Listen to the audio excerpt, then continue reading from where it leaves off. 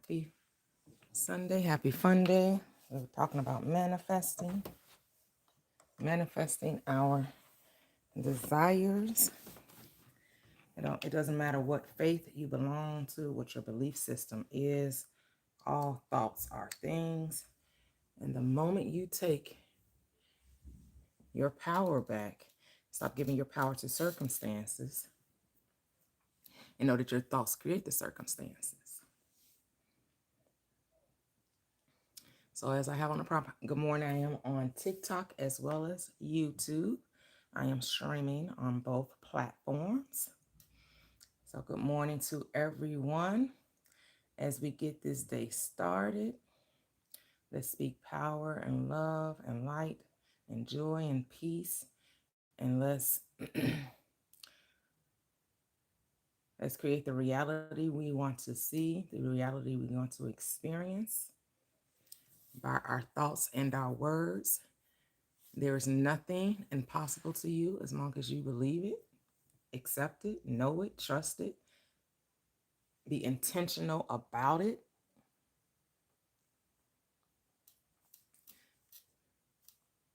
This is your life, so why not make the best of it?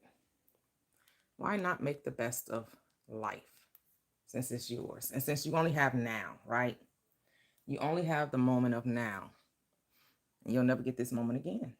Because then it's another moment, and there's another moment, and then there's another moment. And each moment you get to decide, you get to choose what reality you want to experience. Because your thoughts don't recede into the past. As Neville Goddard says, they meet you in the future. And the future is just every present moment, right? Your future is now.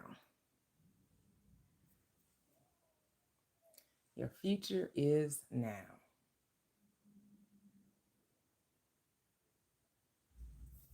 And so the Bible is mind science, it's psychological. The world is mental. Everything strains from thought. That being said, that also makes it a manifestation book, right? Because the whole book is telling you how thoughts are things. That thoughts are things. In the beginning was the Word was with God, and the Word what? Was God. Your word is God. Because the words that you speak, they are spirit and they are life. They are what cause things to resurrect or become made manifest in your reality. So speaking power, speaking love, speaking truth, whatever that is for you. I know people think that truth is what everybody else thinks. No, truth is whatever you think. Truth most certainly is relative. It is dependent upon the perceiver. Because my truth is not your truth. We don't live in the same world. You live in your world based on your belief system, right? Depending on where you find yourself on this land mass, right? On this third dimensional plane. You know, I don't live in a world of those outside of my perspective, beyond my awareness. And my awareness is all that matters in my world, just like your awareness is all that matters in your world. And what matters to you? What matters to you? That's what you have to ask yourself. What matters to you? Because what matters to you is what you will experience, encounter, interact with, engage with, is what matters to you. Salute the divinity within you, Durf. Hello, how are you? Grand rising, grand rising. So we are on TikTok and we are on YouTube. Double tap the screen, share the live, like the live, comment. We are awareness experiencing itself. That's all we're doing. We are awareness experiencing itself in physical form. You can take that however you want to take it. Your thoughts are your reality. They're your reality. They're not anyone else's reality. Now, some of us share similar thoughts. Some of us are experiencing similar realities, but no two people are having the exact same experience, regardless if you happen to be in the same physical place. But you will never be able to occupy my space, right? Because two things can't occupy the same space at the same time. So if I'm in a certain space, you can't be there. You'll never be ever in my space, right? I'm in my physical space, you're in yours. Even if we're sitting right next to each other, even if you sit on top of me, you still could not be in my space. I will forever only be in my space and you will forever be in yours. You remember, you guys remember that social media MySpace? Ever wonder why that didn't take off? Like, I really didn't get into MySpace. I created a MySpace page, but I never really got into it. I really wasn't even really into Facebook. It took a while for me to even like really get into Facebook. I really didn't get into Facebook till after I got married and I made my husband's Facebook page my Facebook page. I had deleted Facebook and everything. I was never really someone that posted a whole lot on Facebook. Because I think I joined Facebook one back in 2010, 2011, but I rarely used it. Then I deleted it, and then I didn't start it up again till way after I was married. And then yo,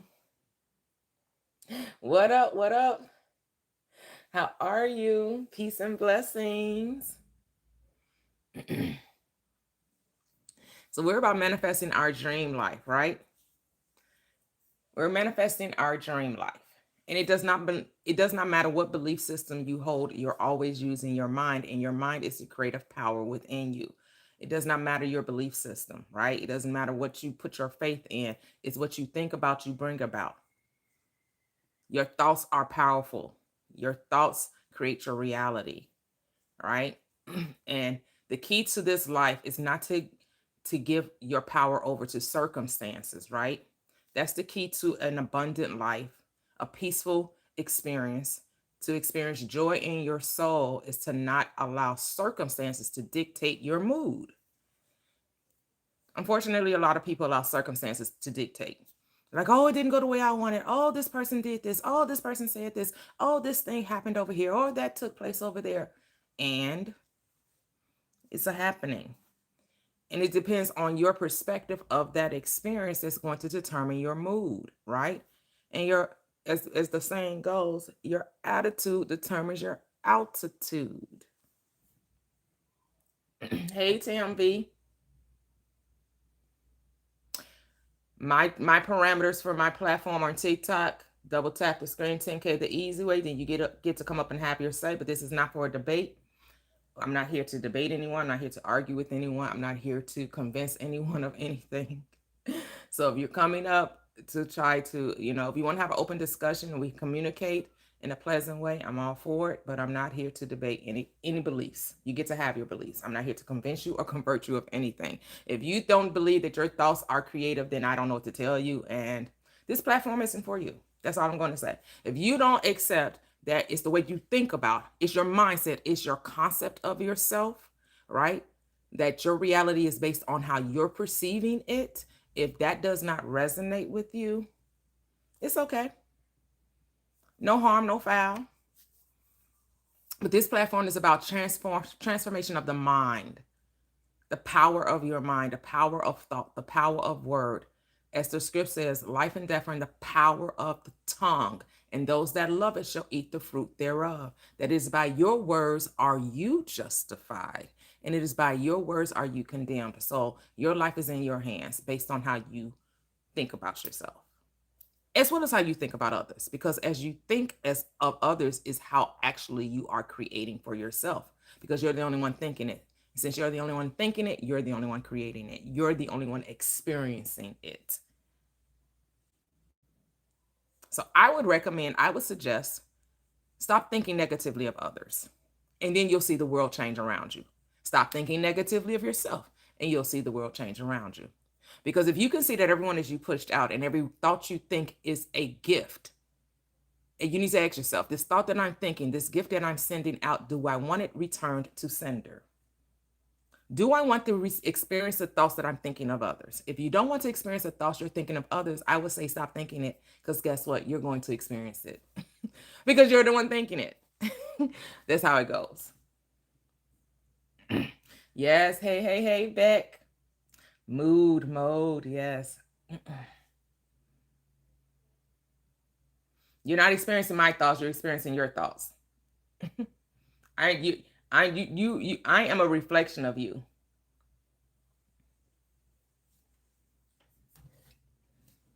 And you're not experiencing my thoughts, you're hearing them. Not the same. You're going to experience what I'm saying if you apply it. Because people can hear but not understand. Oh, hear, oh Israel. Everybody not hearing. Some people are spiritually blind and spiritually deaf. Just because I'm speaking doesn't mean you understand. Just because you hear me doesn't mean you're listening. Or just because you're listening does not mean you hear me. Because I can be saying some things that you quite can't grasp or get the concept of. So are you really hearing me? You may be hearing sounds, but you're not understanding the meaning of it.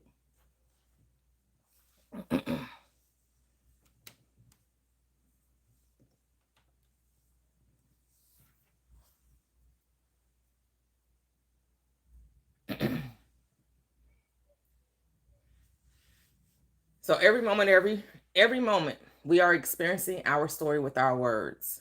Our story. You're telling a story about your life every time you talk, every time you think. Whenever you speak on someone else's life, whenever you talk about someone else, you're really not talking about anyone else. You're talking about you because you're only assuming things about another. The words that you're saying about another are your assumptions about them, not them. You don't see people, you see your assumptions. You see your thoughts. And if you change your thoughts about others, they would show up differently. Because why? You're not changing them, you're changing you. You're changing your thoughts. The moment you change your thoughts, your world reflects it back to you because your world is the mirror.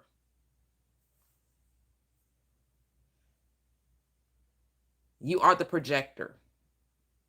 Your mind is the film. Your thoughts are the film. If you want to see a different projection, you have to change the mind. You have to change the film.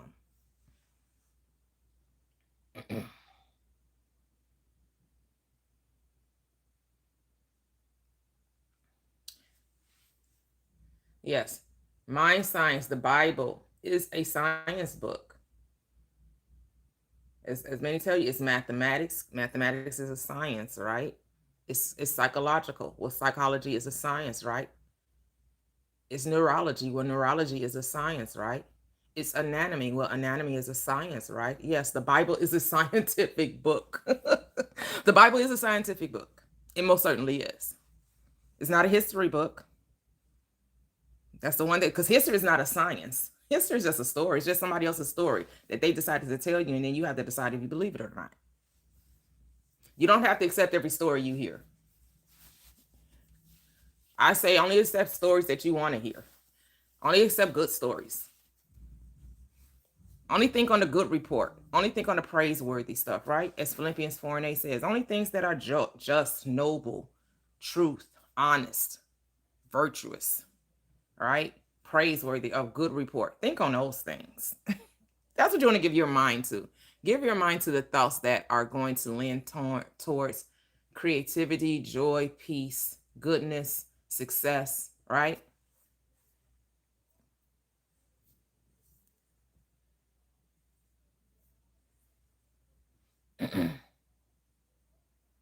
Who says I'm not a billionaire? Why aren't you a billionaire yet? And why do you care how much money is in my bank account? You can't spend my money. The only money you can ever spend is your own. You can only spend your money. So what does it matter what's in my bank account? You can't spend it. You can't do anything with the money that I have. All you can do is assume. I'm rich in every area of life. And if you think life is determined by dollars and cents, hey, that's your world. Be fruitful and multiply. I hope you get the $1 billion you're seeking, that you're worried about someone else having. I hope you receive it. Beloved, I wish above all things that you prosper and be in health, even as your soul prospers. So if a billionaire you want to be, then a billionaire you shall be. But can you accept it? Can you receive it? Hey, Latoxic. Welcome. Hey, Master Yi. How are you? Love and abundance, wholeness.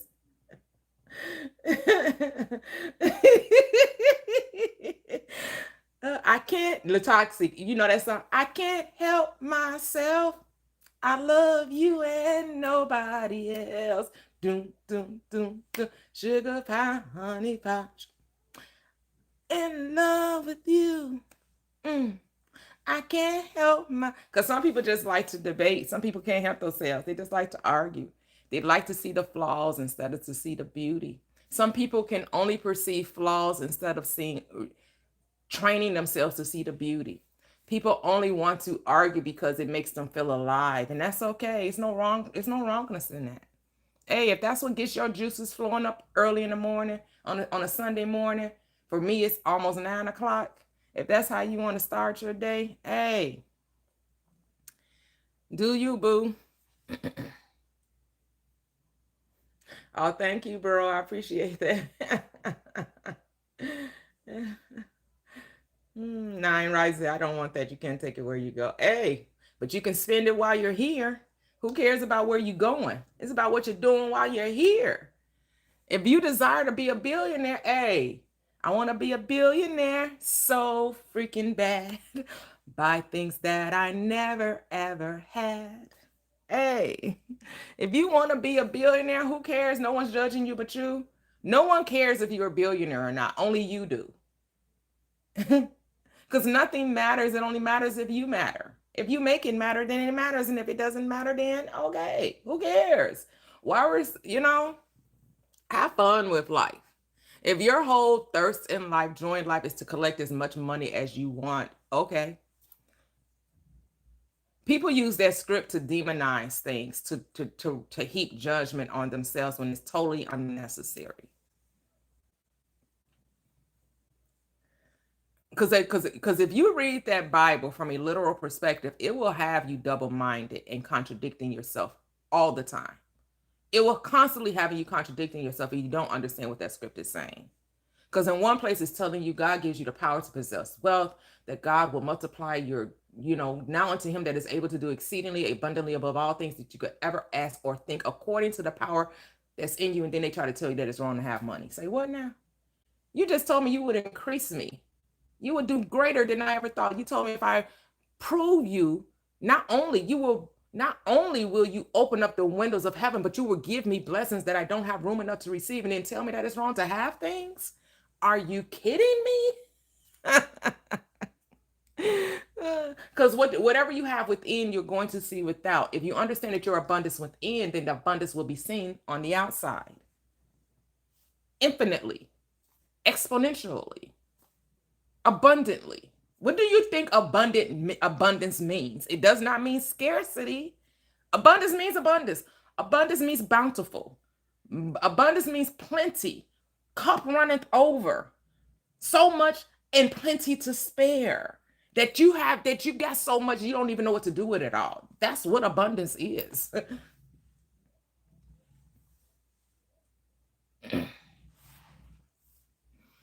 Who cares about the flesh being temporary? You're in it now.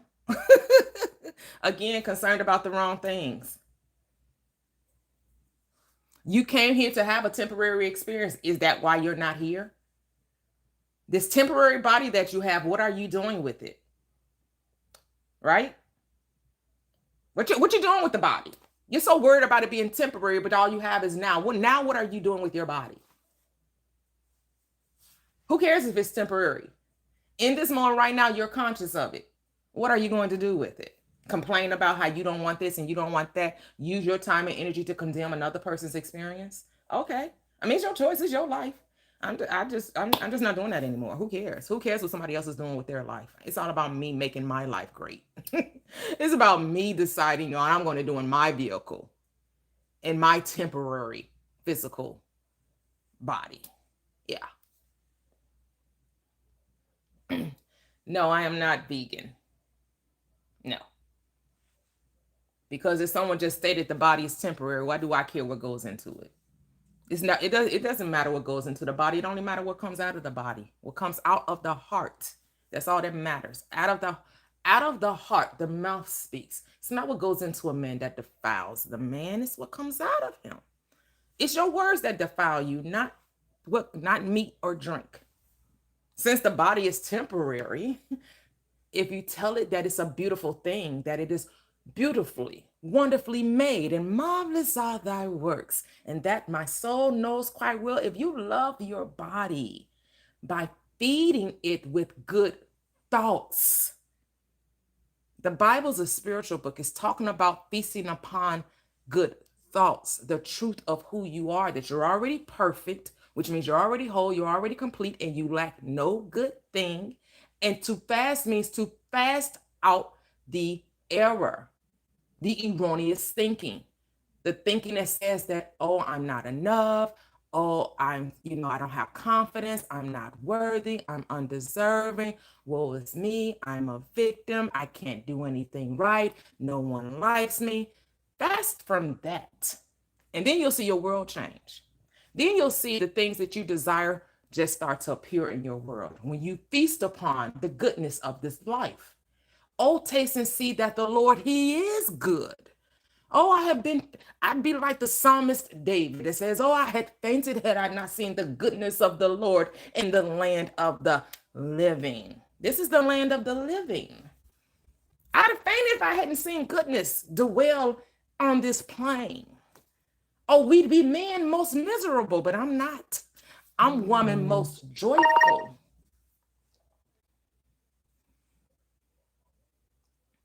I'm woman most joyful. Yes, every night I go to sleep, I fast. Are you kidding me? Every night.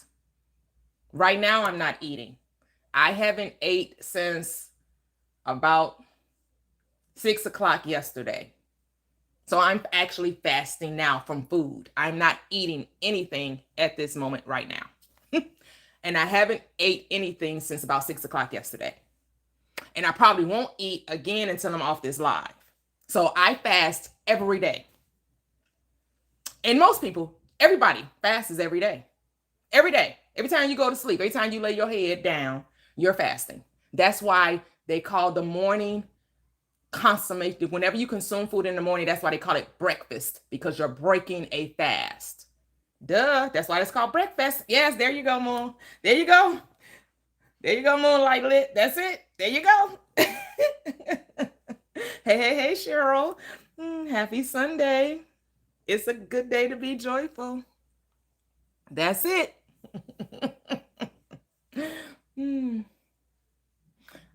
But I guarantee you, if you decided to change the way you think, you wouldn't have to ever worry about what you eat. I guarantee it. If you decided to think differently, you would never have to worry about what you put in your mouth ever again. Ever. As Neville Goddard says, you will get rid of your quibbles. You will stop living your life according to dietary restrictions. You didn't come here to be restricted by life. You came here to understand that life, love is boundless. Love knows no boundaries. Love is unconditional. When you have the knowledge of self, of who you are, and the power of the I am, you will tell this body exactly what you want it to be, and it shall be exactly that. It will obey you. It will obey you. Your body is to be your servant. You are never meant to be a slave to the body. The body was meant to serve you. But you have to ask yourself, are you a slave to the body, or is the body a servant to you? Most people are slave to their body, and that's okay. We're here to unlimit you. This platform is about unlimiting you and transforming your thinking so that you can experience the abundant life. Hey, Denaiza. What is the moral law? The moral law is love. Like, really? Do we not know that the law of life is the law of love, the law of beingness? Because there is no law against love, says the script. There's no law against love. Love is the fulfilling of the law. Come on. When you love people, you don't need a law. When I love you, I don't need to be told, thou shalt not, thou shalt not, thou shalt not. I don't need a book to tell me how to treat you when I know how to love you. Because the law is written on your hearts, says the script. And it's the law of love.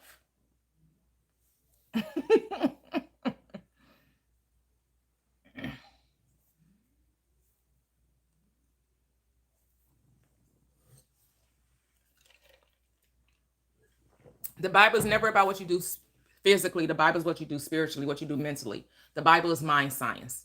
It's a mental book. The world is mental. This is a thought life. We live a thought life. Everything you see is based on thoughts, your thoughts. Everything you see is based on your thoughts. Everything you'll ever see is based on your thoughts. Every time, all at once, everything you're experiencing is your thought life. It's not my thought life. It's not your neighbor's thought life. It's not your partner's thought life. It's not your parents' thought life. You're the only one thinking, and you're the only one experiencing your thoughts.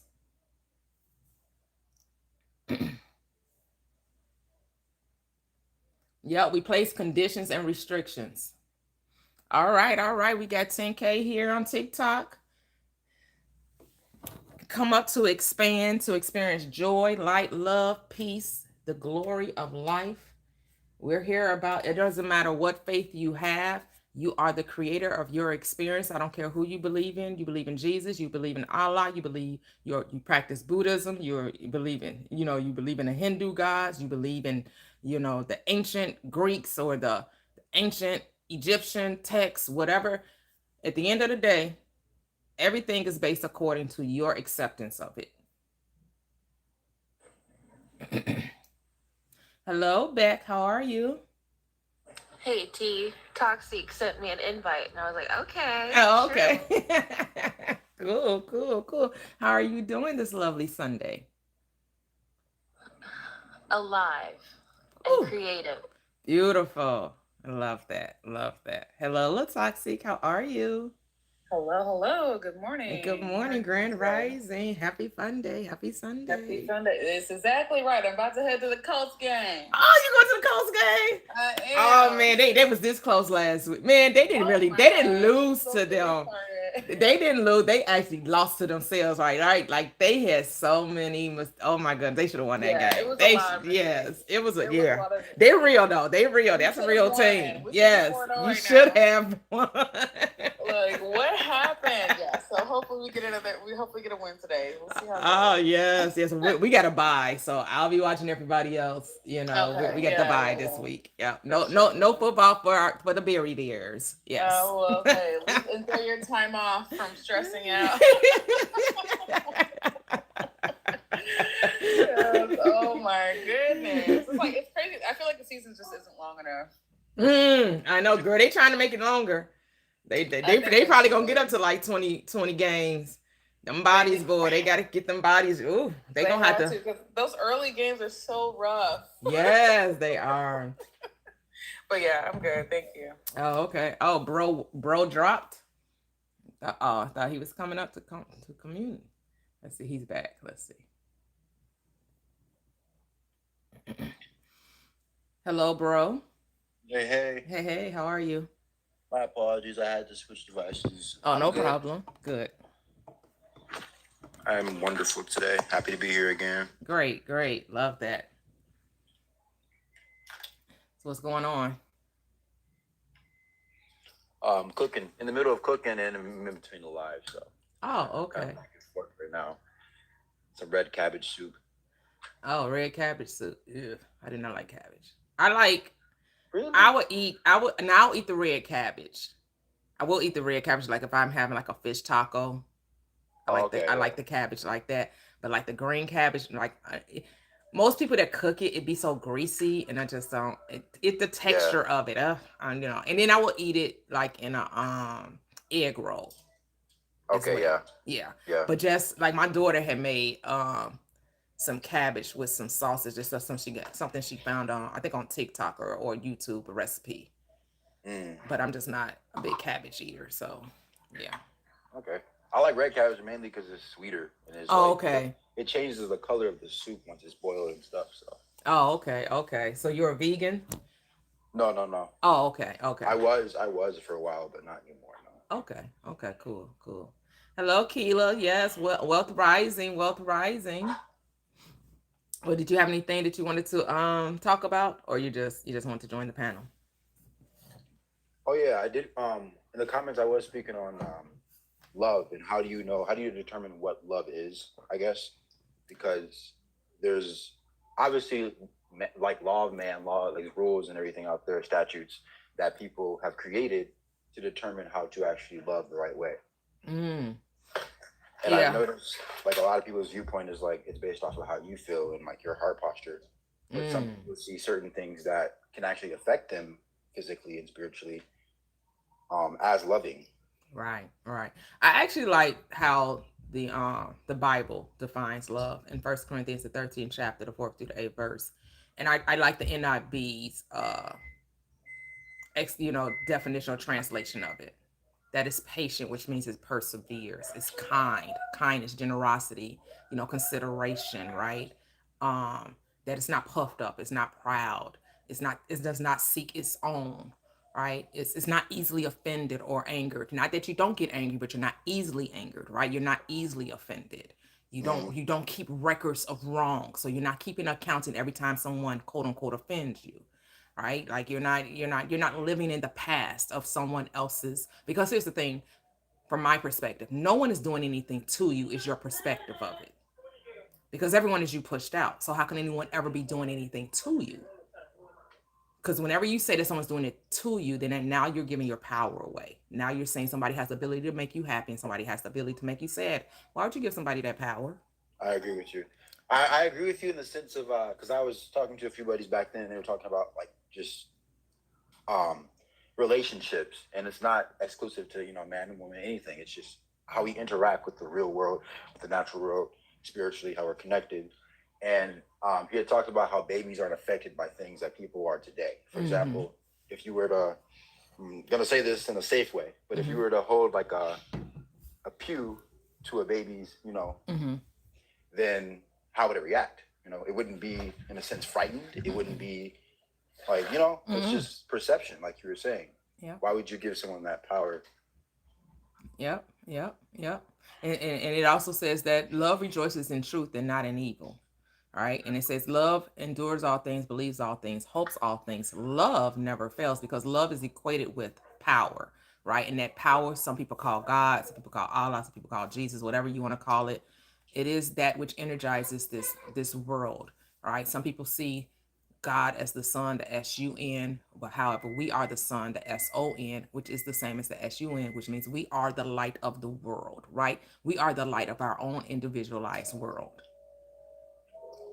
And with that energy, hold on, Albert, and with that energy, we create based on our attention to any experience, right? It's our attention that brings life to our experiences.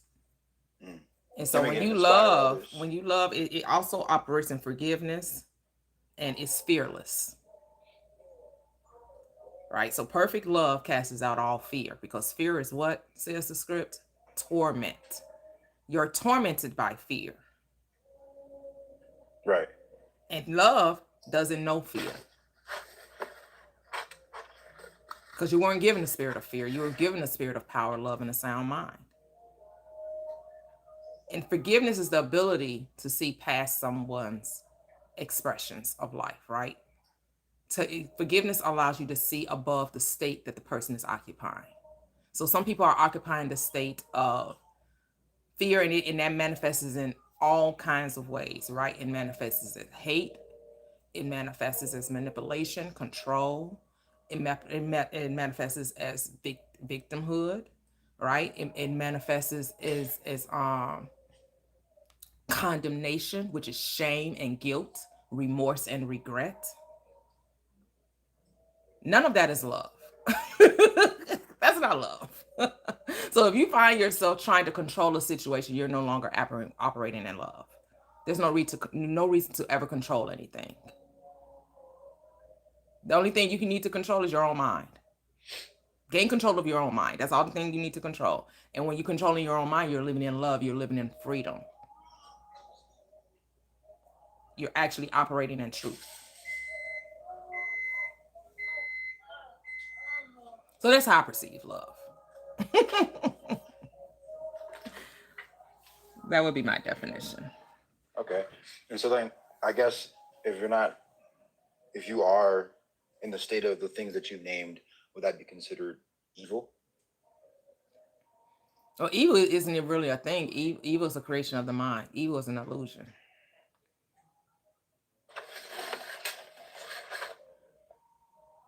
But it still would be considered the absence of love. even though it's an illusion, we can understand it as the absence of love, right? Inverted. You're still pursuing something. It's twisted love. It's inverted love, but it's still love. That's the point that you have to recognize. It's not evil. It's not good. The person is choosing this for themselves, and this is their form of love that they're pursuing. But based off of them acting on it, it can have a negative effect on their spirit. But on whose spirit? Who are they On- negatively on affecting? themselves, for Right. example. Okay. And it can also people who are around who perceive it can receive the same energy, and it could affect them too. Well, I'm only responsible for how I think. I'm not responsible for Right. how others think, right? So you could do something that I may not be in agreement with, but it's up to me if I'm going to judge the state. As I Right. was saying, do I judge the state or do I see the being that's in the state? Most people choose to judge the state as opposed to see the being. See, the being is never evil. The act may be, but that's only a judgment based on the perceiver. So then, at what point do you judge them? I would say Or- only judge righteous judgment. But what if their deed is not righteous? Who am I to say that their deed isn't right? Why do I need to judge another person's actions? I'm not saying you have to. I'm just saying what in you would cause that. Like, for example, why would you want to in the first place? I Exactly. guess. Right. Why would you? So what is that? What is what? What's causing you to want to judge, or to feel a certain way, or change your heart posture based off of what you experienced, or not just what you experienced, but what state you're in or what you feel. I feel like when you awaken to the knowledge of self, it's an automatic change of a heart posture. Like that's what goes with awakening, is to let go of the illusion of separateness, the illusion of fear, the illusion of control, the illusion of evil. Because why would you continue to operate from the dual mindset? Why would you continue to operate from the knowledge of good and evil when you know there's only unity, when you know there's only God, there's only good? But it's your choice. And I guess we get into the judgment zone because we think there's an ultimate judge at the end of this life, right? Like that's what we're told when we come into here, that when we come into this experience, we're told, oh, do you not know that you are born a loser? Because I was listening to one of my old lives and I liked how one lady said, she was like, when you're told that you're born in sin, you're told that you're automatically coming to this life as a loser. Mm-hmm. Right? Mm-hmm. And it's like, so now you have to figure out how to overcome that mindset, right? And the only way you really overcome that mindset of being a loser is when you awaken to the truth of who you are, to know that you were not born a loser. You fell into duality, which is different. The mind descended into the belief that there are two powers when it was always only one, operating as two.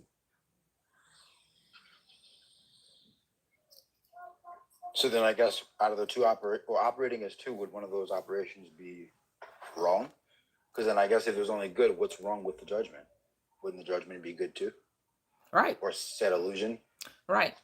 But most judgment comes from right. So when I reference the script, it may be other ways that the script defines judgment, but for me, I recognize three. Someone else can bring to light if there are other places where the script talks about judgment. And they're found in the New Testament. Those are the ones I like to reference. So you have the one script that says, judge not, you will not be judged. Condemned, you will not be condemned. And then forgive, you shall be forgiven. The other one says to judge righteous judgment, which means to just think right about a thing. Whatever you're doing, always see it in sunshine and rainbows, right? To know that no matter what happens, all things work together for my good, right? That's righteous judgment. Always thinking right about it. And then the third one is, be careful how you judge, because the measure that you meet shall be measured unto you again. So the same yardstick you're using to judge another, that yardstick will be measured back to you. I have another one. Mm-hmm. A spiritual man judges all things, but he is judged by no one. There we go. There you go. Hello, hello, hello. It's Wobbler. Welcome, welcome, welcome. So spiritual judgment and righteous judgment to me are the same thing. Yes. Yep. To me, they are the same things too. Yeah. So I feel if you're going to judge, just see as things is always working out. Always look to see the good in whatever someone's doing. Okay, so someone's judgment on you is just their illusion in their head, basically. Yep. Has no effect on you. Nope. What you think about me is none of my Unless, business. right. Unless they choose to tangibly execute that judgment upon you, which is what has happened and is happening. Well, go ahead. Go ahead, Beck. What do you think you were? I'm sorry, T. What do you think you were doing when you were asking me questions in the comments? I was being curious. Okay. You weren't making any judgments? No. Okay, cool. I made judgments after I heard what you said. All right, then. And then I asked more questions based off of my judgment to receive more information because I became more curious. Well, great. Stay curious. I love curiosity. Here's the thing when I come to the awareness of self, right? I no longer perceive the world from a collective. I see it from an individual. So when I was asleep, I saw everything as a collective thing. They're doing this to us. This is happening to me. They're responsible for how I feel about me, how I see myself. Don't you know you need to be seen as human in others' eyes? Don't you want to be seen as equal? Don't you want the same respect that others get? Don't you want the same income? Don't you want the same opportunities? Don't you want, right? Like I perceive life from that perspective. Right. I thus no longer. I doesn't live my life from a collective mindset. It's individual now. Now I understand that it's my thoughts that are creative. I no longer am a conformist. It's yes, when you break away from the collective mindset and you start thinking for yourself instead of groupthink, it's odd. It's like you're suddenly an eagle and you're flying above the whole picture and you see everything for what it is. Yes. Yes. Hello, hello, Sirius. Welcome, welcome, God, peace and balance. Yes, yes. Hello, Marley. Welcome, welcome. Hello, Glaze. Hello, hello, hello, everyone. Hello, Ibar. Welcome, welcome, everyone into the chat. Welcome, welcome, everyone. Thank you. Double tap the screen, share the live. Yes. So it's just like, here's the thing. We always have a choice, right? This is what religion likes to call free will. You have the ability to choose at every moment how you're going to perceive what's happening in your experience. I have realized that nothing is happening to me. Everything is happening as a result of my thinking. And so if I want things to show up differently, then they will show up differently. So if I don't have the story that some harm can come to me, then no harm can come to me. But if I'm operating my life from the mindset of I must protect myself, I must have boundaries, I must shield myself, then guess what? I'm going to create the reality where I must be in some form or fashion protecting myself. In some form or fashion, I'm going to have to create boundaries. And for some form or fashion, I'm going to feel like I'm being attacked or I have to be on defense mode, right? Because that's the reality I'm creating. So you don't build protection and then never think that you're ever going to use that protection.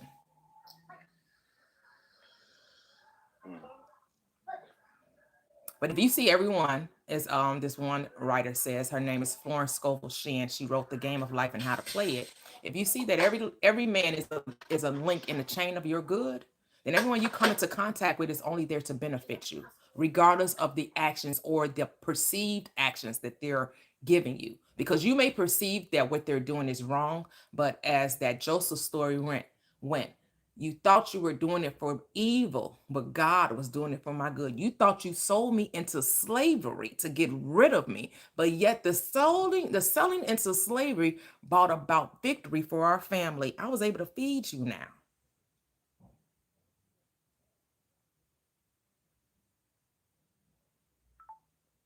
She probably got a call. Yeah.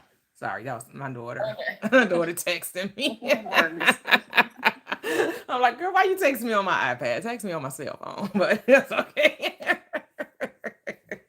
She has a gorgeous voice.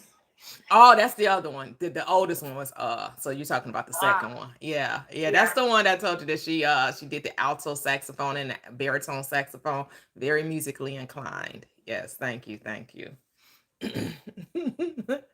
You was like, what? Oh, I don't even remember what I was saying. Good vibes. But Oh, hopefully we were y'all got talking what I about, hopefully y'all got what I yeah, was saying. Joseph. We were talking about Joseph and Oh how yeah, so it yeah. turned out good for them anyway. Yeah, even though, right, you're right. So from perceived, it looked like it was a bad thing. Like, oh my goodness, how dare his brother sell him into slavery? How could they do such a horrible, evil thing, right? But it appeared from the outside, right? That's why it says man looks at the appearance, but God looks on the heart, right? God is always working for your good, regardless of what it may appear to be looking like. Always know all things work together for your good, regardless of the appearance of it. You say, how do you teach your children this? Be the example.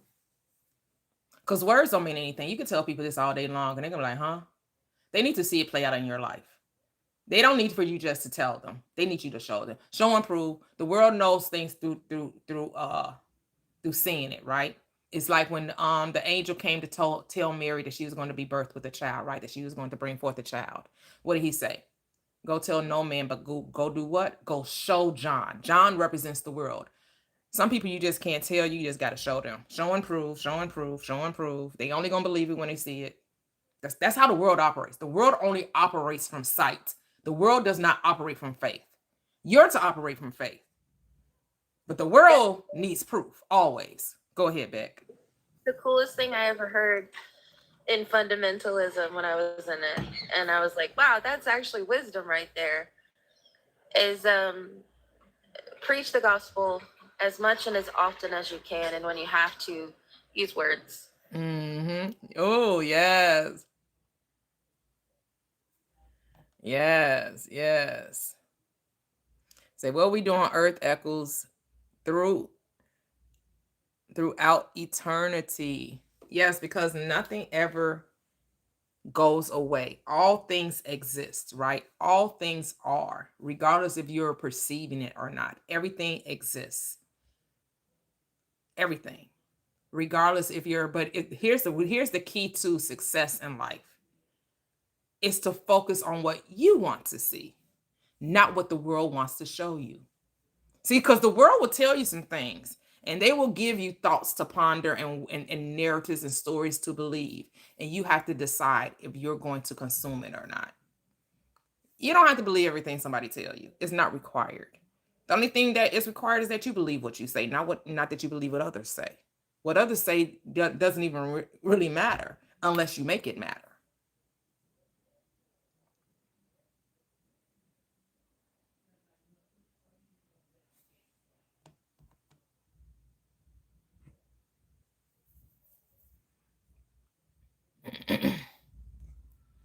Interesting. Who is the he that we're rejecting? The he in scripture is the I am, it's not a person. The he in scripture is the I am, is the spirit. The he is the spirit, is the I am within you, is the power within you. Yes. Light came into the world and the darkness received it not. And darkness in scripture means ignorance, the unknowing. Those who don't know who they are, they will never accept who they are until they know who they are. That's why Paul says, oh, awake thou that sleeps, arise from the dead, spiritually dead. It's not talking about anything physical. And Christ, which is the power and wisdom of the I am, shall give thee light, which is what? Understanding. You can only understand this through what? Revelation.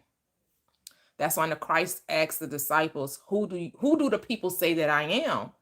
They gave him all, right? Elijah, I think it was Abraham or Moses, or John the Baptist come again. He's like, oh, okay, but who do you say that I am? That's the key. Who are you saying that I am? It's about who you, not what people say about you. It's what you say about you. That's all that matters. What do you think about you? Because how you think about you is how you're going to move about in the world. So if you think that you're this lowly, decrepit soul, right? You think that you're a victim to circumstances. You think you can never do anything right. You can't, Everything you do is like always judged and condemned by others. You operate in shame and guilt. That's not a victorious life. That's not an abundant life. That's not the peace that surpasses all understanding. That's not the joy that's full to overflowing, right? I came that your joy may be full, right? Your cup runs over, which is your heart. Your heart is running over, and what you have, you can give to others. Why? Because it's running over. If someone says you can't pour from an empty cup, I can't give you what I don't already have. See, people try to give you something they themselves do not possess. That's why you walk away wanting.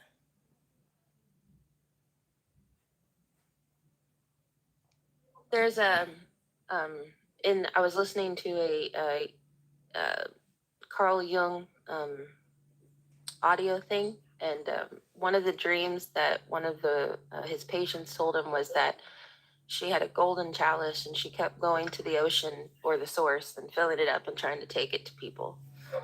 And then eventually she just took the cup and threw it in the ocean. And then the people went to the ocean themselves. Yes, that's it. You have to do it yourself. We so busy want to do for others the things that they can do for themselves. That's why they say, yes, you give a person fish, you feed them for a day. But if you teach them how to fish, they eat for a lifetime, right? They eat for the rest of their lives. Stop trying to do things for others that they can clearly do for themselves. But I get it. People have a savior complex because that's what the world gives you. The world gives you a savior complex. You think you're here to save someone. You can save no one. Take off the Superman cape, put it down, and just be the light. Be the example of what good God is. Let your light so shine that men may see your good work, your God work, and glorify your God, your good, which is in heaven. And heaven is within, right? Heaven is found within the higher realms of mind. There was another dream, another patient. He was on a beach carrying lots of babies and children.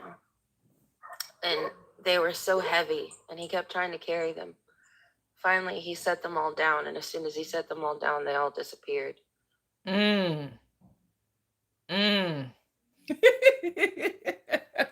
Man, I'm loving these dreams, this symbology. Right? Pretty tough, right? Like their subconscious Yeah. created a message for them to understand, like, hey, you doing too much. God can never. So back, I am on YouTube as well. And so this one person is saying, refusing to forsake ourselves, we put God on a waiting list. How could God ever be on the waiting list? Say what now?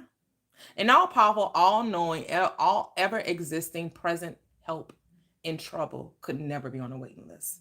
See how your perception of God is how you're experiencing. So this person sees that God can be put on the back burner. So then when they're praying and they're wondering why prayers aren't getting answered because you just put God on the back burner, you say he could be on the waiting list. So he's going to be waiting. He always going to be on the waiting list for you. Never for me though. So we have to be careful how we think we know God or perceive God in the words that we use to define all there is. Because however you're perceiving God is how you're going to experience him. And you get to experience him how you perceive him. So if you think God could ever be put on the back burner, God can never be put on the waiting list, that God has to wait for you in order to act for you. That's why you be waiting for answers, prayers, instead of knowing that it's already done. You sitting around waiting instead of knowing. Yep, because I remember being all sad because I didn't grow up with a dad.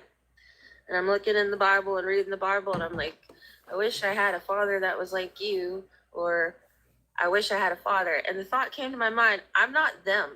Like, I don't know why you keep trying to compare me to your earthly dads. I'm not them. And I just now had the thought, I'm not them because I'm you. And I was like, whoa.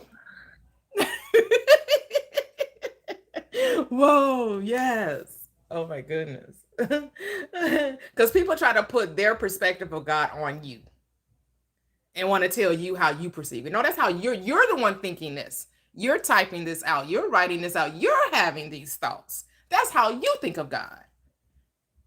Somebody You said, your relationship with God. Mine. yeah, say that again. That's your relationship. Exactly. That's your relationship.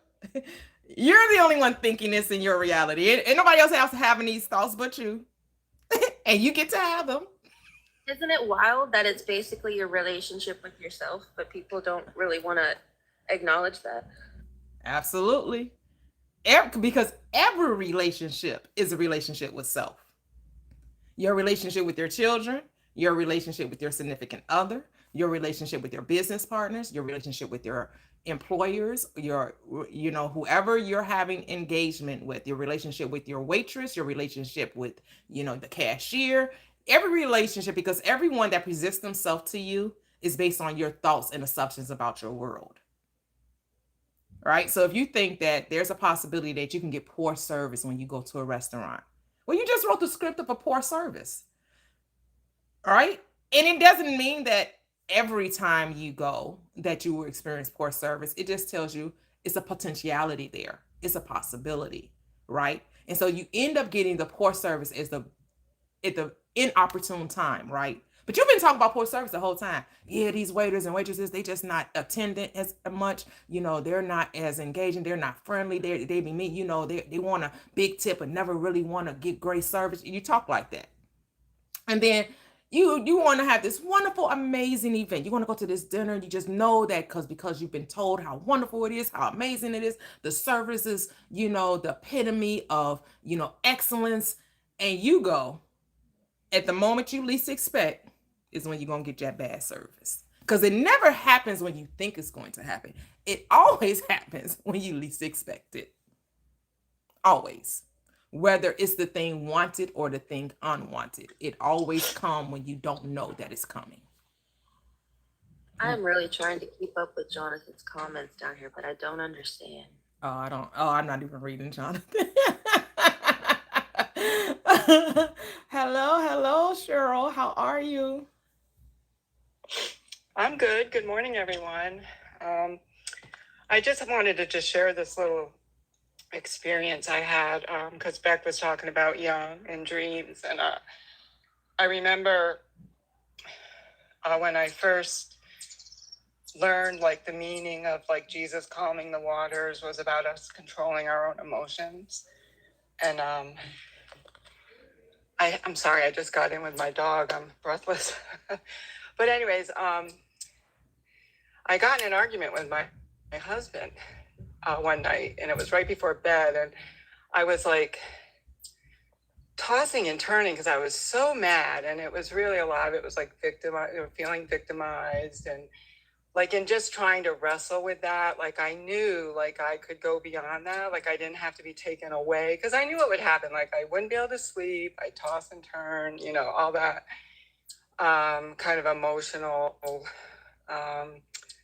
for me, just some high emotions, that, and then I just get carried away by them. So I went in my daughter's room and I went and lay down for a little while, and I just like, my whole point was just to get calm. Mm-hmm. And it took me a while. It probably took me a good half hour. And I got up and I went back in my bed and I just lay down and closed my eyes, and all of a sudden I was like at a bus stop.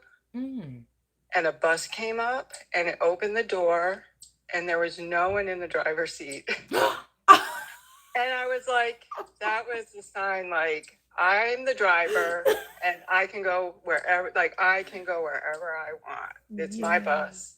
Yes. And that was just like so cool. And it's kind of like the whole thing, like once we start to build that relationship with our self or subconscious or whatever, we get so much help and information. But that young dream, like that just reminded me of like the power of, not giving, like, the self-mastery, like, not giving our power away to others. And that was just a cool experience that I wanted to share. Oh, that's beautiful. That's beautiful. That's so Cheryl, beautiful.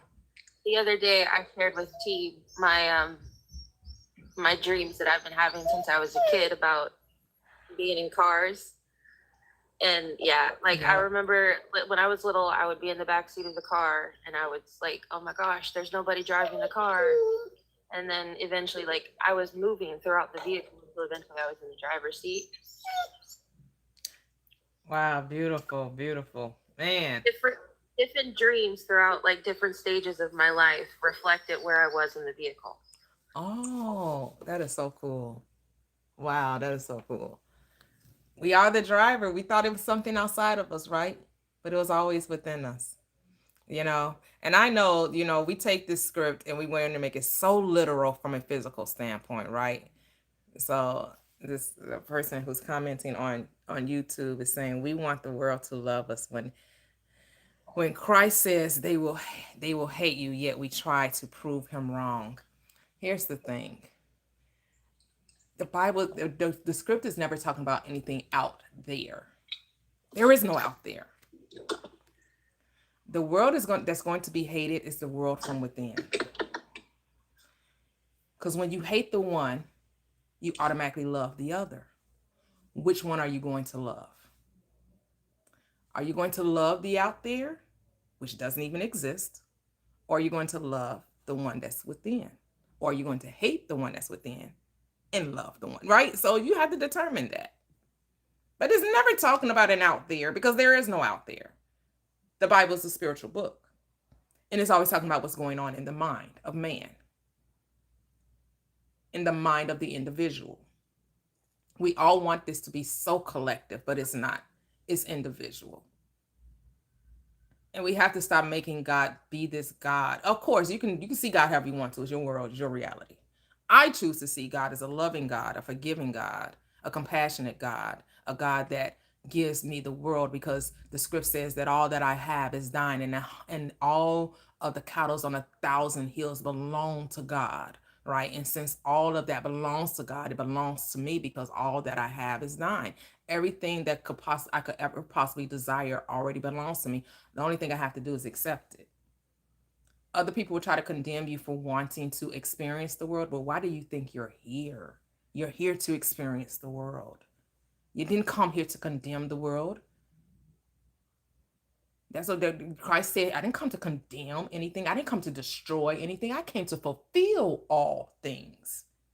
Because Christ represents love, and love fills all things. He told you that. But yeah, you all think that he came to destroy. Okay. You get to have that thought.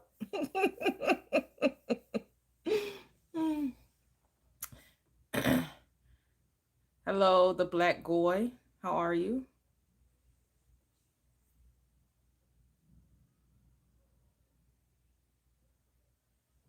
I'm doing fine. Good morning. Good morning. I just find it interesting what you just said right now about Christ coming to bring peace, when he did say, I come not to bring peace, but a sword. I'm also curious where you get your interpretation of scripture from, how you validate it. Yeah, well, I'm not here to I'm going to end the conversation. I'm not here to convince anyone of anything. I'm no longer discussing the opposing view of scripture. You get to have the way you perceive it. I'm going to perceive it from a spiritual perspective and not from a physical one. And when it talks about dividing or to bring the sword, it's just and what is it, anagram? Is that how you say it? Which means words. Sword and words are the same thing. What divides you is your word. That's it. That's the sword. That's why you're told in the script that the word is a two-edged sword. It's not talking about any physical thing happening on the earth. It's talking about what's happening within you as the being that you are. It's not about anyone else. The Bible's only about you. But if you don't want to see that, you can't perceive it from that perspective, that's okay. Well, I used to, as an occultist, perceive it from that perspective. Satanists believe that the Bible is a book of magic written by magicians for magicians in the later centuries. That's why I'm curious, because your interpretation aligns very closely with the occult perspective of how to interpret the Bible. What you quoted right there were two separate verses that were under two different contexts. When he's referring to the Bible, in the Bible, as the word being a sword and a two-sided sword, that's a completely different passage from when he said that I come not to bring peace but a sword. He was specifically referring to war in the latter. Well, yes, you get to see God as a God of war. I choose not to. I don't see God as a God of war. God is not a God of war. But if you decide to see him from that perspective, that's how Not you're what going to experience this world. I'm not seeing God from a God of war. Like the war is spiritual, not physical again. And the war is I the war of the understand. mind. That's why I'm asking, how do you decipher what parts are being literal and what parts aren't? Or is None the of it whole is ever being literal. It's all spiritual. The Bible is a mental book. It's a thought book. It's about your thought life. Everything, and that's from Genesis to Revelation is about how you think. So the Old Testament is talking about the double-minded man, which is the one that believes in two powers, which is the knowledge of good and evil. And then the Old Testament is the awakened mind, the Christ mind that recognizes that all is one. There is no division, that God cannot be divided. It's indivisible. It's an individual right? perspective. Yeah, Yeah. I understand. It's Mhm. the occult perspective that was passed down from Carl Jung and different atheistic occultists, but that's fine. I was just curious where you were getting your interpretation from, how you epistemologically form a Why is foundation. Young an occultist? He was a psychologist. He wasn't. Where do you get this occultist label from? Because, as I said, I used to be a ritual magician and an occultist myself, a practicing occultist, and Carl Jung is a big inspiration for occultism. His interpretation of the scriptures and his idea about the shadow and our integration of the shadow into our being is demonic in nature. Says where? Where does that say that in scripture? Where do we get that from? Because now it sounds like you're reading outside of script and not within the script. Well, we go to the church fathers to get our interpretation of scripture. That's problematic. Oh, so you're listening to another person just like you say Satanists are. The That's only thing is extremely you're trying to decide Well, one no, person. the One thing person is the is church fathers are from the first century. Carl Jung is from just within the last 200, 300. Hermetica and the Buddhist texts and Hindus. It predates Hermeticism. Christianity. So So occultism- all of this predates Hermeticism. Christianity. So Hermeticism. You keep giving it names, but we all know what it is. You can go back in time and see that these practices have been Who is evolved. Hermes Trismegistus? Can you tell me? You. No, exactly. So you don't know who Hermes is, but you're following the philosophies of No, I'm following the knowing of self. of Hermeticism. But listen, Of me, this is of not a you. debate live, Of okay? Not Hermeticism. anymore. Hey, The black roots boy, of your beliefs the black are boy, the black boy. No, the root of Hold self on, belief bro. cannot be that. The black boy, we're not arguing. If you disagree, you're welcome to disagree. Feel free to stick around if you want to, but we're discussing other things. So, make your opinion or whatever, but we don't argue or debate on this live anymore. Okay, I understand. You just want to indoctrinate. You don't want to have a conversation. They're teaching. We are having a conversation. It's just not the conversation you want to have. Yeah, I don't know. We're doing this. We're having a great- You're here to warn people of demonology. Oh, demonology! Be careful. This is demonic. It's going to take you down a wrong path. You're going to be possessed of demons. Oh my, good golly! It's crazy how I realize the more free these lives are, or like the more free people's mindsets are, those are the ones that are most demonized. It's insane. I get it He was because upset that you didn't want to argue. Yeah. I get it, especially I think the only thing I want to know from him is like, why did you turn back to Christianity? Because a lot of people that say that they studied the occultist, and like he said, he was a practicing magician. Were you using your so-called power to try to manipulate and control others? Because the thing that you think that you're going to do to others is usually what is turned against you. And I noticed that most people that say that, oh, I tried spirituality, I tried seeing the Bible from that perspective, the I am, and I was a God. Yeah, you thought your power was about trying to manipulate another. You weren't operating in love. Because that's what this is about. It's about love.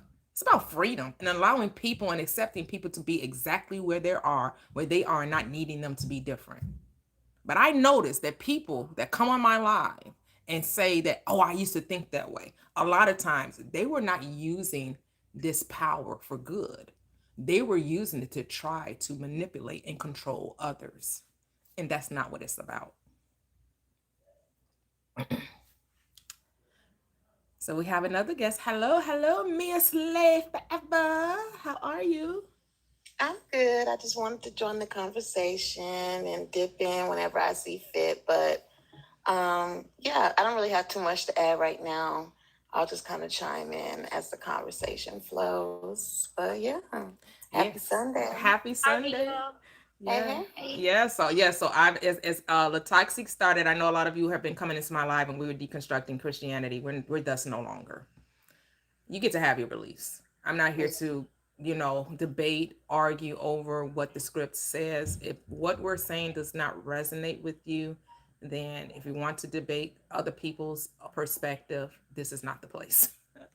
I'm just no longer giving my energy As to far that. as far as deconstructing Christianity, I think Christianity will self implode. All like this fundamental perspective of religion, they'll all self implode on themselves.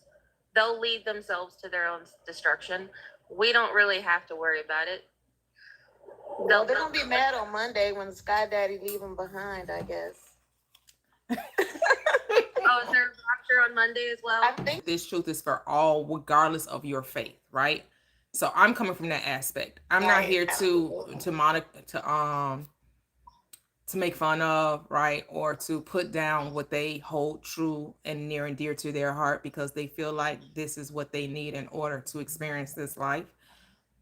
I'm not, because I used to be a Christian, so I understand how you can get lost and how you can fully give your life to something and not truly understanding who you are or that what love really is, right? And so right. everyone is free to come here if they want transformation of mind and want to have a different experience of life, because everyone is using the law. Everyone doesn't know that they are, but every time we're all manifesting. We're all experiencing our own thoughts every moment of every time, every day, all day long. So, Right.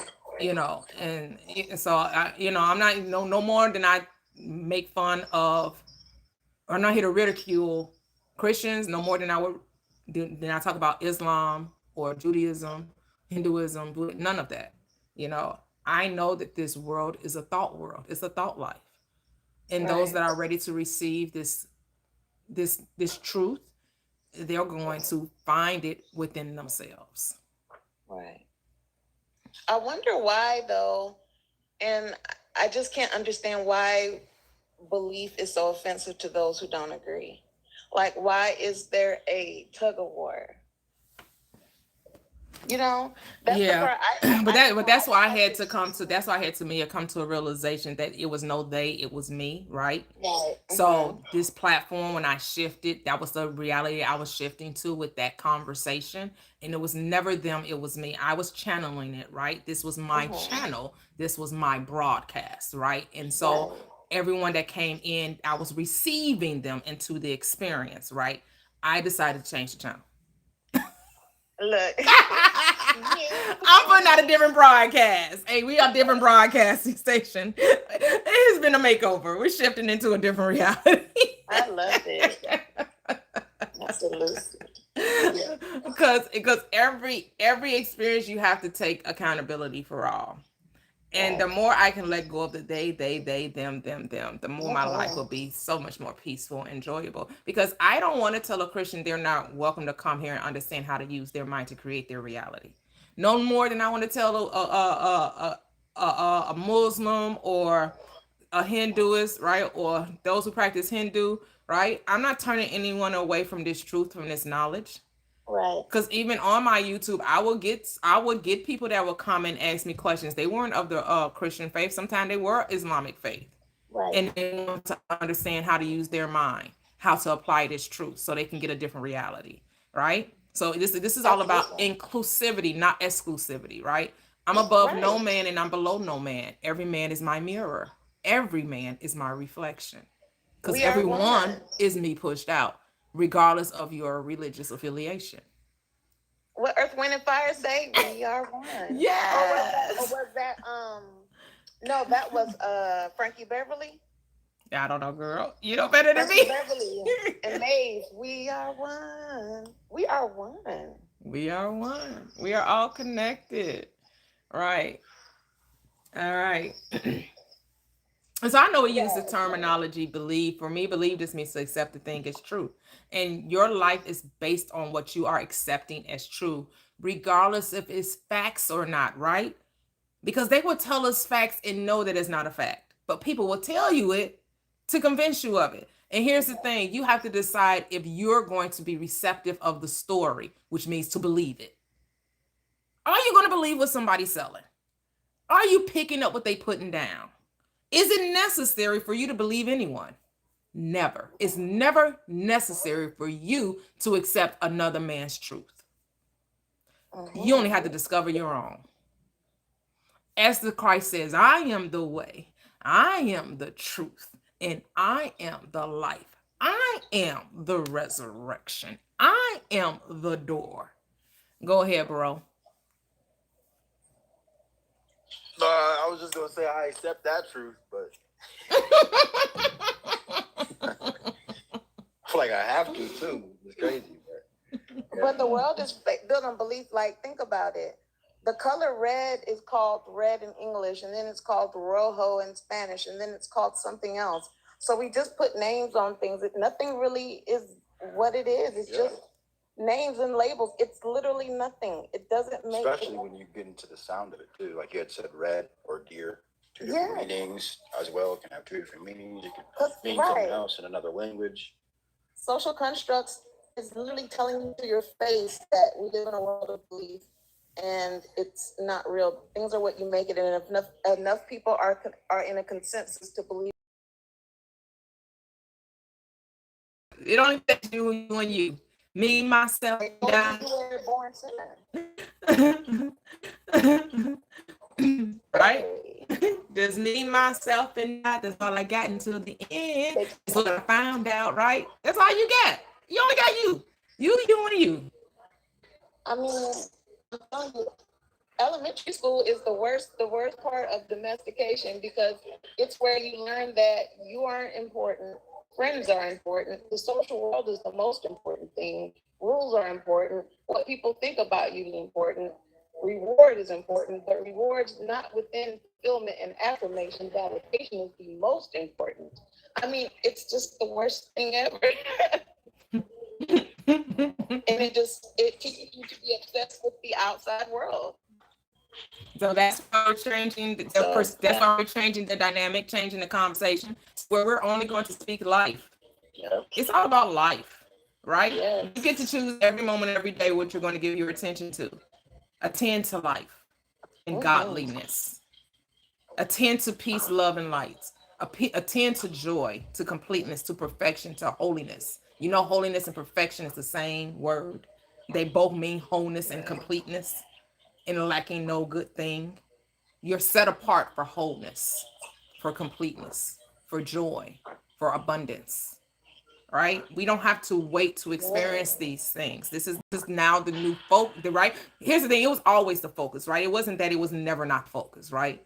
But I realized that the law is pure and perfect, and it's immutable, unchangeable.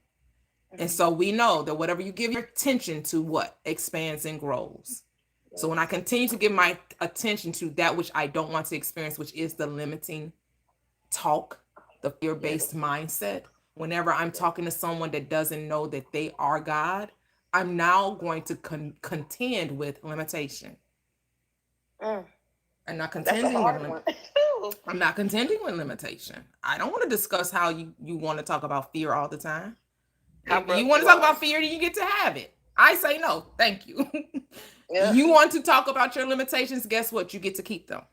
As one teacher would say, Abraham Hicks. You want to fight for them? You get to have them. I'm no longer fighting you with your limitations. You get to keep them. This is about unlimiting ourselves, knowing that we're it's not even about unlimiting ourselves, it's recognizing that we're limitless. And look, I don't even like to engage in activities or watch things or hear things that put me in a limiting mindset. You know, like, I won't watch movies. I don't want to watch no movies about slavery. I don't want to watch nothing about the help. I don't even like Tyler Perry movies or shows, because all of divorced sisters the unhappy sisters. But it's always something like it's always something traumatic. For colored girls, let's throw the kids out the window. The man's abusive, he's an alcoholic, he's touching the kids.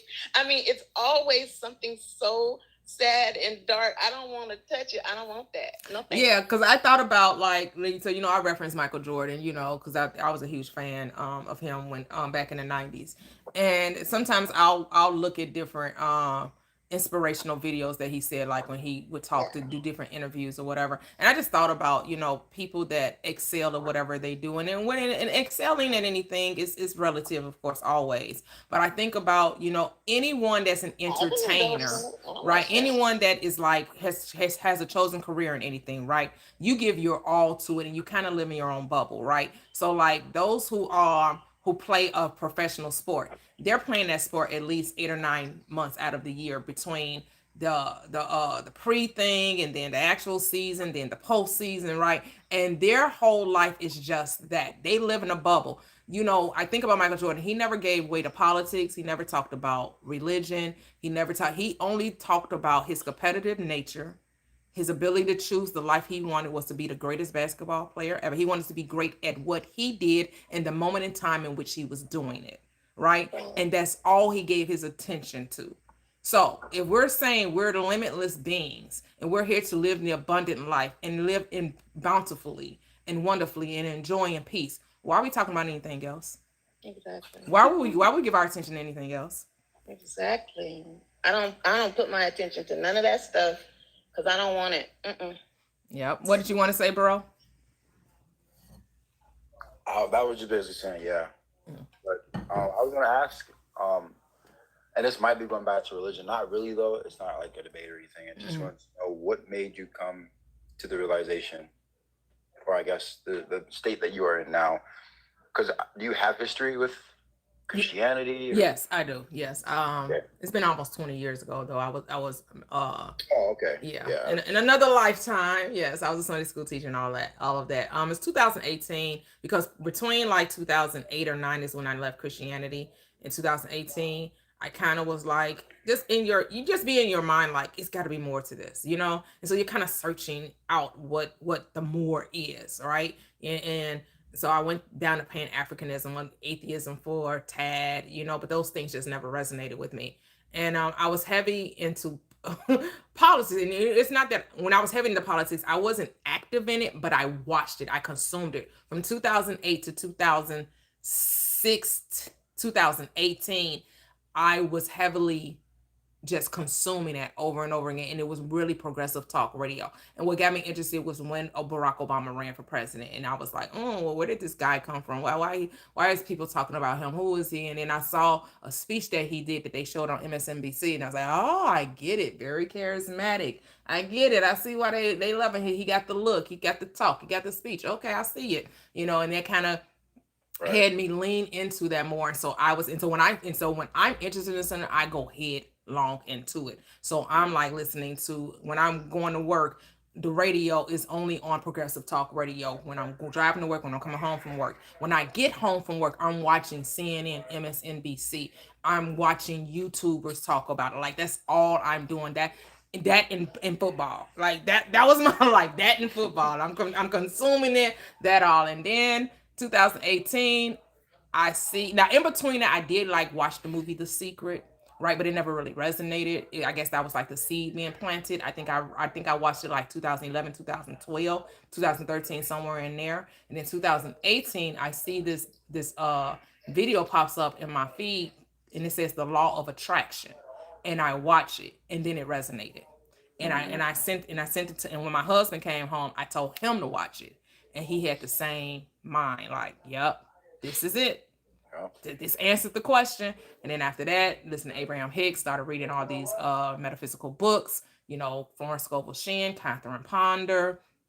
I came in and Neville Goddard a few months after that, but I was still heavily, like for the first couple of years, I was like listening to Neville and listening to Abraham Hicks, but I was more Abraham Hicks than because I like had 3 of her books or whatever. But then when I finally switched to Neville Goddard, I went all in with his. So I bought, I was listening to his lectures and his books and everything. And then Dr. Joseph Murphy. So the Reverend Ike, all of those different ones, several metaphysicians I did, read their books and lean into. But what really did is because I applied it, right? I saw changes happening. I saw that I could take a situation and revise it and experience the revision of that experience. I could see myself saying I wanted to experience a thing and then seeing myself do it without me having to do anything to make it so. Like it just, it just happens. And I'm not saying we don't physically do anything, because we do physically do things, but we notice that the physical action is so much less than what we used to do. We have less trying to make it so, and we're really what the doing or the motion that we have is just experiencing the result of the decision of the thought. And so that's why I know, like this isn't theory for me. Right. Wow. Beautiful. Thank you. I want to add something in here. Another disclaimer. We are not about to be up in here arguing on this live. So if you're trying to come up to argue and debate, honey, you're just going to be left on red. We're not doing that anymore. We want to come up and, enjoy the discussion. And yes, if you have questions, right? Yeah, have questions, whatever you want to do, you're more than welcome. But we're not antagonizing anyone else on this live. Okay. No. I will no longer be speaking against anything. I'm for all things. So I'm for whatever you want to be for, because it's your life, it's your path. It's however you deem it necessary for you. All right. I'm not here to push upon and press upon anything. I just want you to take it, what we're saying, and see if it works for you. That's all. Take what we're saying here and apply it to your life and see if you get a change. If it doesn't work, hey, no harm, no foul. Because to think differently, what harm does that cause? It does not cause anything to change your mind and to think positively about your life. What is the harm in thinking lovingly about who you are? The script tells you that. The script tells you whatsoever things are lovely, whatsoever things are pure, whatsoever things are noble, whatsoever things are just, for whatsoever things are virtue. If there be anything praiseworthy or of good report, think on these things. So we're not telling you to do anything other than that. Yeah, May I? Hold on, Doria. Go ahead, Beck. I was just letting you know that in Haitian, he said that he comes in peace and that we're all friends. So I don't know why he's coming at Mia. Fine. Yeah. Just make sure to keep that same energy when we get up here. Well, he called me a literal liar, so I don't know if y'all saw that. That's not very peaceful. Okay. Got it. So I don't know.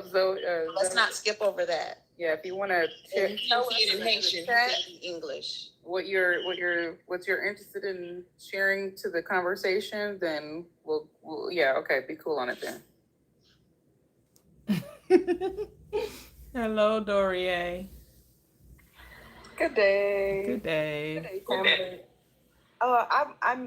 I was wanted to ask you yesterday, but I know you had to go to your outing, your movie. Did you enjoy yourself? It was interesting. I saw the symbolism. It's all about symbolism. I could see how the world would see it from the religious aspect, and how I would see it from the occultist, as people say, aspect, because you had a lot of the symbols with the triangle and the infinity sign, and this whole mindset of thinking that you're a chosen one to be given a certain place in society, right? So the person wanted to be a quarterback, whatever, and it was showing you that even as a child, he was chosen, and different things that went on that he was unaware of to bring him to that place. But it was showing that you had to sacrifice who you are in order to get what you want. And that's, of course, the world's view, right? They think the sacrifice is sacrificing your standards, sacrificing your morality, sacrificing your humanness, just to become something great in society or in the world. And of course, I know the sacrifice that you ever have to make is the limiting beliefs. That's all. Go ahead, Dorier. What was the name of the movie? Him, Again? him, You said him? him. H-I-M. H-I-M. Him. Oh, I'm him. okay. You know how people, you know how the guys say, I'm him, he's him, I'm him, I'm him, I'm that guy, I'm that girl, right? I'm her, right? So him. That's what it. Yeah. Okay, and the other question was, I meant to ask you yesterday too, that I see that you made a major move, a major decision about the way people. Well, I say I don't ask questions or whatever, but I guess the controversy, and I wanted to know what made you come to that decision. I missed it. I guess that was a couple of days ago that you decided to change change your way of how you do things. What made you come to that decision as far as, I guess, confrontation or something with the people who's I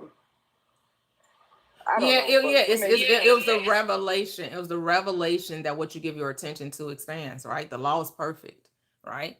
And sometimes we be in the middle of things and we don't realize that we're in the heart and center of the very thing that we're saying that we are quote unquote elevating from, and you find yourself being in the middle of the very thing that you're saying is quote. That's what I'm saying. I had to draw back, get out of the judgment zone, and stop saying that what people are believing is wrong. There's no wrongness in this world. People get to believe whatever they desire if it works for them, right? We know, regardless if others don't realize it, that our thoughts are things. And that's the focus I want it to be. That your thoughts are things regardless of your affiliation with or your faith, regardless if you're Christian, Muslim, Buddhist, Hinduist, Judaism, whatever, atheist, agnostic, spiritual, whatever you're calling, however you're identifying yourself.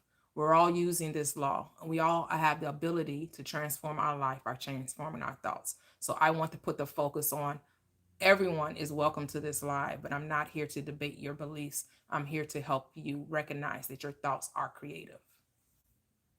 That the reason, And so, go ahead.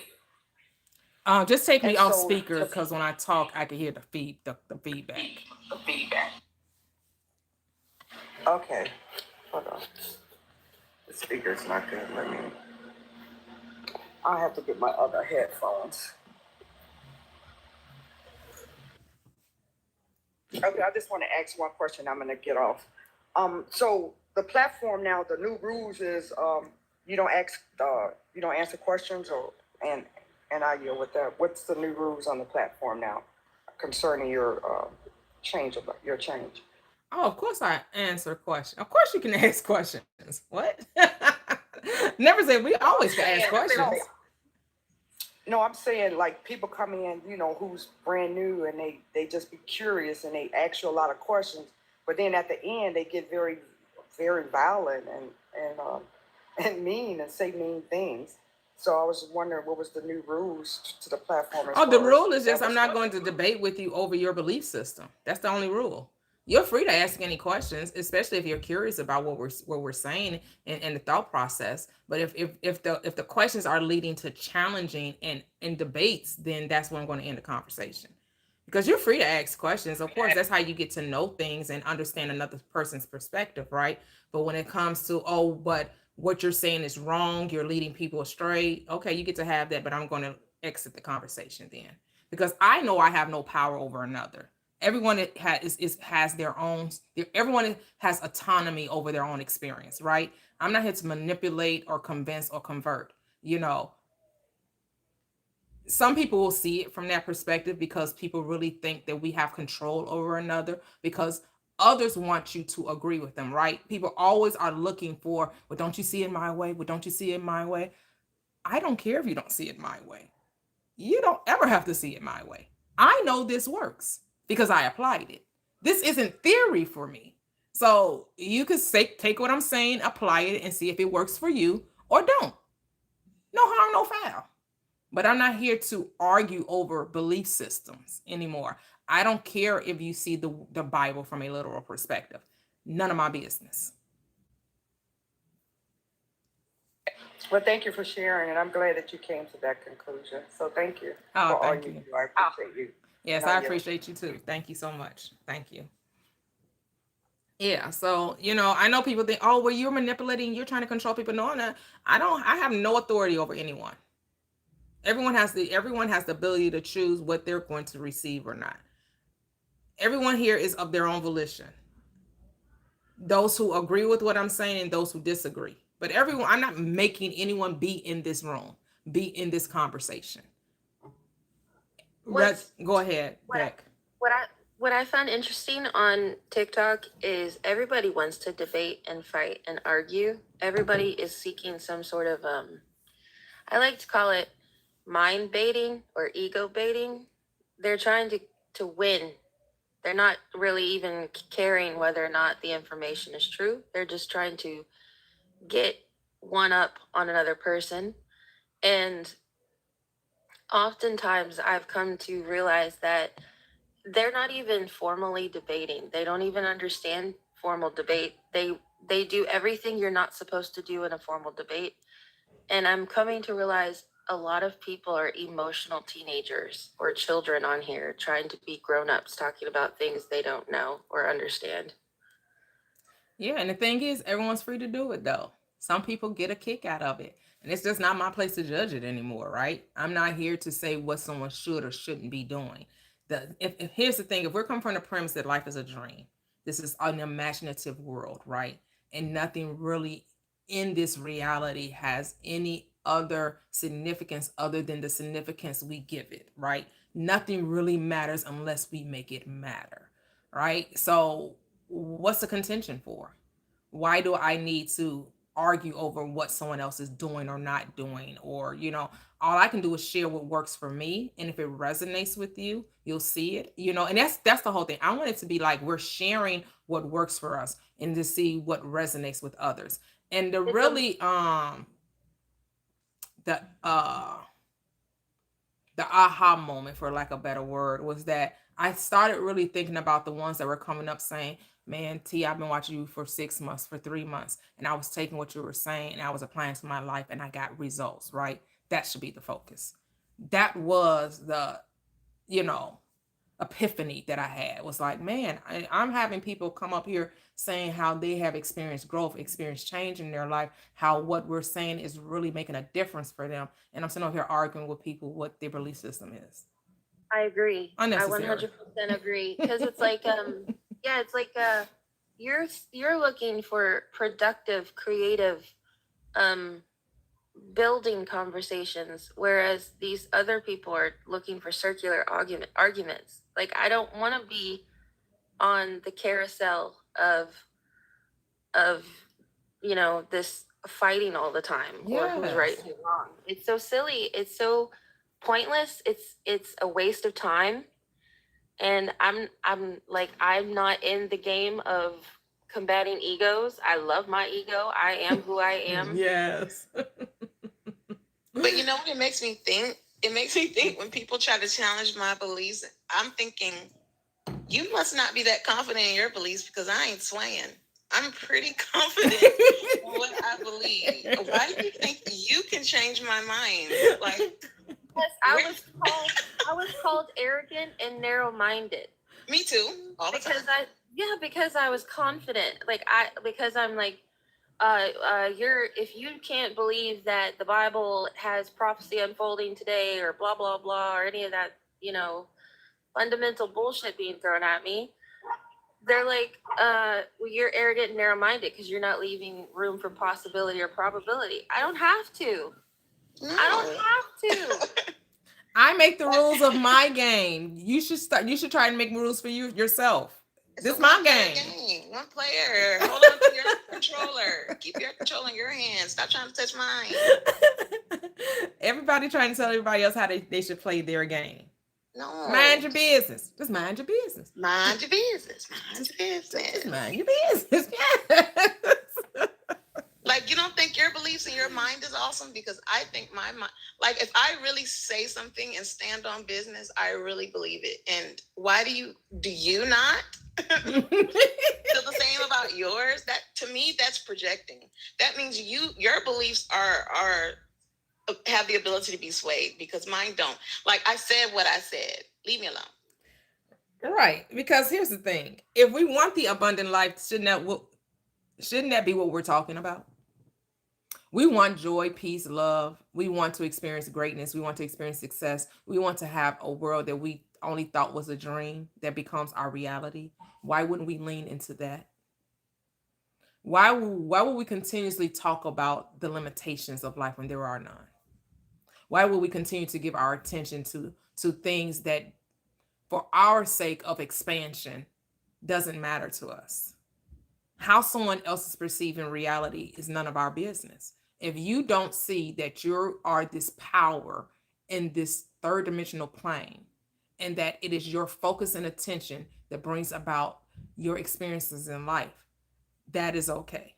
Because we all once were there. We all came from that place, from that space. However, if we're no longer occupying that state, would we continue to give it our attention? Like, give our attention to the things we want to see grow in our world. Because we're saying we want to be around people of like-mindedness, right? Because we all do. And here's the thing, when I say like-mindedness, I'm not saying that you can't go out into the world and encounter people with opposing views, right? Because love is going to accept people exactly where they are. That's what love is going to do. Love is going to go out into the world and is not going to need everybody to think like you for you to get along with them, right? But the love is going to put you in places that your fear never will. Your fear will keep you closed off from possibility. But love is going to open up doors that you thought you could never enter when you love yourself, right? Right? Because the script says that your gifts will bring you before great men, right? Before great minds, right? And so that's the spaces we want to be in, right? We want to be at the seat of the table of wonderfulness, of excellency, right? Not limitation, right? You want to be in the room where someone says they ain't on the God talk. They ain't talking about, yeah, well, I know I'm God. And no, but they know what their mind is capable of, right? They know that their mind created that business, that life, that experience, whatever that may be. That's where you want to be in the presence of. Yeah. So you want to you want to be the light and draw that into you. Yeah. And so that's the people that are supposed to hear it. I hate to check myself because sometimes, we all get caught up in the hype of social media of wanting to be seen and wanting the views and wanting the likes and wanting the numbers, right? Because, oh my goodness, you go to this live, this person has 1,000 people in their lives. And it's like, depending on what the topic is, right? Like you said, if it's a debate or if it's religious, right? A lot of the religious lives I have a lot of people in them, right? A lot of people that's about debating religions, they'll have and sometimes I find myself getting caught up in that. Oh, well, if I change it and I make it more of a debatable act, that maybe I'll have more people come in, right? And so but is that what I want? It sounds good. Quality over quantity. Right. It sounds good. But then when I kept seeing people coming in and I'm not even knowing that they're watching me, right? And they're telling me, oh, Toyia, I've been watching you for 3 months, 6 months, right? And I took what you said and I decided to believe in myself and I decided to think differently about me. And I started to be more positive about my life and things changed. Yeah. That's what it's about. It's not about the numbers. It's not about how many people are seeing you. It's that the right people are seeing you, right? And the you people have engagement, Toyia. You have engagement. Look at it. You have 43 people in here. You have a lot of people engaged and actually on your platform talking. And you have almost 24K likes. You're not supposed to have 24K likes with 43 people in here. That means the people that you actually have in here are engaged. You might have a troll or two, but your platform isn't full of trolls. Your platform is generally full of people who are actively engaged in what you're doing. So you have a lot of quality in your life. So, I think it's awesome. Thank you. Yep. Then you just have to get back to one. I hate to get back to one to you really have to do an assessment as to why you're doing the thing, right? Am I doing it for the quantity, right? No, it's never about the quantity. It's about, like my husband would say, changing lives one live at a time. I'm like, he's so silly. Because every time we get off the live and I have someone come up, it's like, oh my goodness. It's almost like, man, but I always want to keep it in proper perspective that it's not me, it's them, right? They were just ready to receive and hear, and they just want their life to be different because they actually had to do it, right? I'm just sharing. I'm just being the vehicle in which I'm just a projection you created to give you the knowledge that you always knew, right? You always had this knowledge, you just forgot. And so the way I'm explaining it, the way I'm saying it resonates with you. And so it's like, oh, it seems so simple. Let me try it. Yeah, absolutely. Hey T, Mm-hmm. I remember I shared a song lyrics with you the other day, and listening to the conversation, a thought popped in my head. Can I share it? Sure. The lyrics are, maybe I'll sing it. The selfish, they're all standing in line, faithing and hoping to buy themselves time. Me, I figure as each breath goes by, I only own my mind. I am mine. And so my thought was, he said the selfish. I'm not ish anything. I am self. Yes. I don't have to put ish on it. Because when I put ish on it, that's when I'm moving from lack.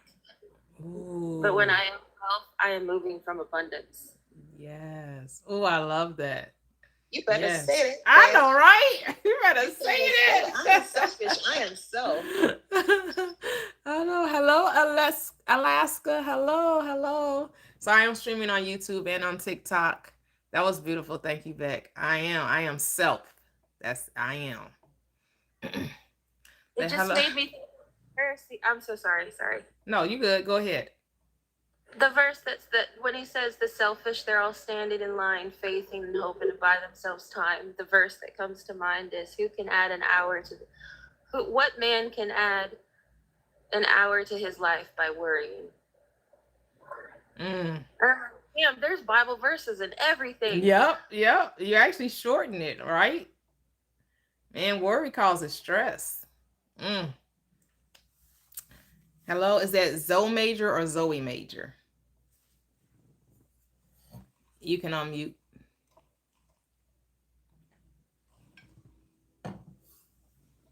Zoe Major. Hello, how are you? I'm all right, yourself? I'm great, thank you. So let me just start off by saying I come in peace. Okay. Hey, I receive peace all the time. So I wanted to clear up some things because maybe people are taking it wrong, right? Okay. When I said the whole troll thing, I was agreeing with what Mia was saying as far as people go and they try to have a debate that is not structured. So you have people that try to basically overtake other people. That's who I call trolls. Okay. They're just there to create an issue. They're not there to really debate and process, giving information on what they want to speak out to everybody else that's listening or hearing it. Mm-hmm. So I could have sworn when I was, in the comments, just, having my little conversation, somebody brought up the whole trolls thing again. So that's why I said, let me come in here because I don't want y'all to think that I'm saying y'all are trolls. Okay. Now, thank you for the clarity. Yep, thank you for that, Zoe. Okay, yes, yeah, so I was not privy to what was being said in the chat. Can we clarify what was being said about Mia so there's no more contention with that? Oh, okay. So Mia has stated something around the lines of the reason why she doesn't watch certain shows or whatever case may be. And I said, well, you can't say that because if you know the names and what's been going on with them, you're already indulged in it already. Like you already have something that's in it. Your essence is already in it. Whether you watched a little bit of it or not, you can't say that you don't do this when you've already partaked. But you're not me. You called me a liar. You said you're lying. Yeah, because you said you don't do those things. Okay, so if I know the synopsis of a show, if I see a preview, Tyler Perry show about divorced sisters, yeah, I'm not watching that. I don't watch that show. That is not me partaking. You don't know me. So you made a whole example out of me with no information based on Why did I make an ignorance. example? No, listen, let me finish. You made a whole example based on ignorance and called me a liar. That was extremely wrong for you to do that. So yeah, you was wrong for that. You don't know me. I don't watch those shows. It was. I can know what something's about and not partake in it. That's like I know that R. Kelly liked to bring little girls in the studio and pee on them. Does that mean I'm a go? So stop saying that someone knows information about something, meaning that they're going to engage in it. You really put 20 on 10. You put 20 on 10. You had a little bit of too much dip on your chip, and you called me a liar, and that was greatly offensive. So, okay. So please apologize for calling me a liar. No, I'm not going to apologize yet. Oh, you're not going to apologize? Then we're done talking. Please I'm apologize. not going to, because again, I didn't come in here with no negative anything. You called me a liar. That's You can't say, you're going to have to apologize for calling me a you liar. cannot say that you do. I that can because say you whatever just I want to say synopsis. because I am. I'm not trying to argue with you. I'm not You trying are, to you are, by telling her, for calling me a liar. you're telling her her perspective is wrong, and that's problematic. So it's arguing Okay, it. all right, is let's do this. Let's do If this. you're going to come up here and tell Let's me do that, this. you Okay, are okay, going to let's do this. apologize. I for calling me a apologize, liar. right? I apologize. Here we go. Once again, you can't say because you're using the name Tyler Perry as part of his whatever he uses that I can't watch a synopsis or I can't watch a preview of whatever the case may be. It's not only Tyler Perry. There's a bunch of shows. There's a bunch of things that you've already indulged in. How that do you know can't what I see do? everything. You know me? Oh my Lord! Do you know me though? You don't watch no TVs. Do do you nothing. know me? The Why are fact you that- asking me? No, Why are nothing. you asking me? You I can't thought ask. you knew. I thought you knew. You Exactly. don't watch no TVs. I thought. no nothing, Why are you right? asking me? I thought You you don't listen knew. to no music, no nothing, right? Why are you asking me? I thought you knew. This is what you said. Why are I'm you going by what you asking said. me? I thought you knew. I guess going by what you hold said. on, y'all. Why does it matter what someone else is doing? No, that's what I'm saying. You're too That's what preoccupied I'm with saying. me and what my eyes see and what I indulge in. Again, when I came in, She said she Keep your doesn't hands do on your ABC. controller. Keep your hands on your Right. controller, sir. all I'm asking is, how can you say that when With my you mouth. you've watched all these stuff already? With my mouth. You don't know what I watch. How old am I? Do you know how old So I you am? don't watch no TV. Okay, I'm gonna give you a quiz. Hold on. That's what I'm Hold saying. on. Let me speak. Mia, let me speak. The issue here is we didn't even need to revisit this. Of course not. We did not need to revisit what was said in the comments because this was a new moment. That was a then moment. Mhm. And the new moment was him saying he wasn't coming here to troll. I'm going to say, Mia, just what another person thinks about you is what? I don't understand why he's No.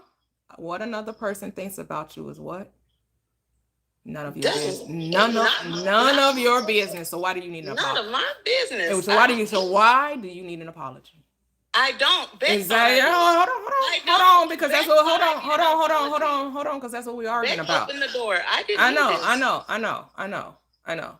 So the topic of an apology never needs to surface because Absolutely. you don't care because what he thinks about you does not define you. Correct? Absolutely. He don't know you from the Nowhere. man in the moon. Kind of pain.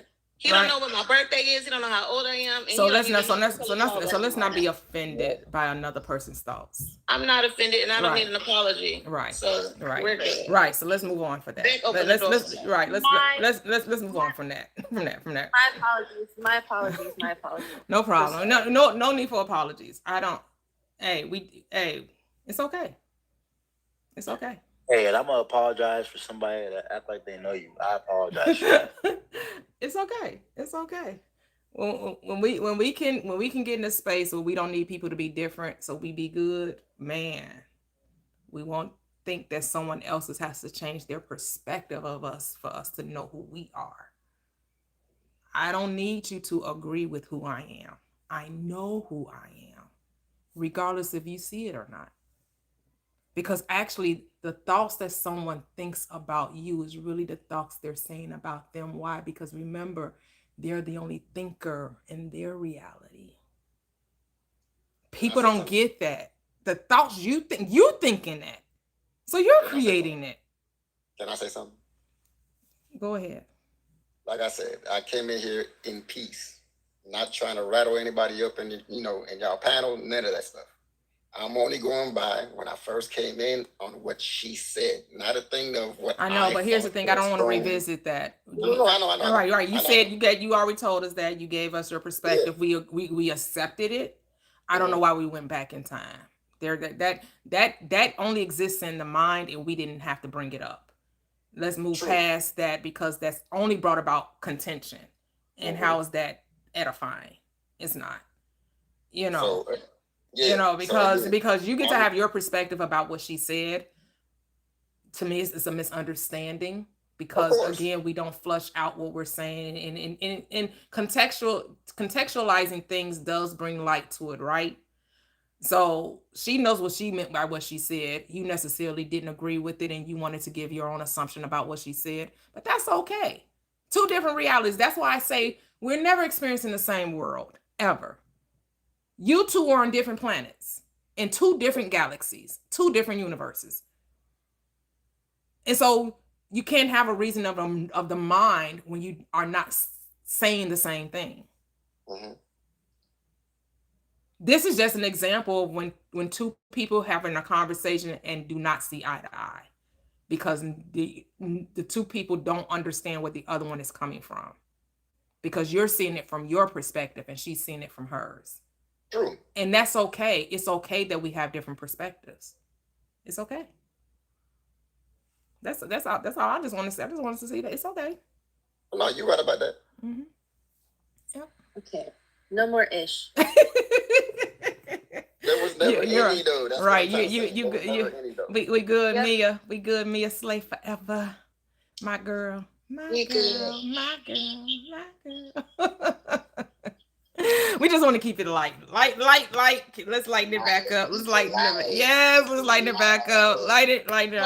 Give us a song. Yeah, my girl. Hey. Talking about my girl, Mia. Mia means mine.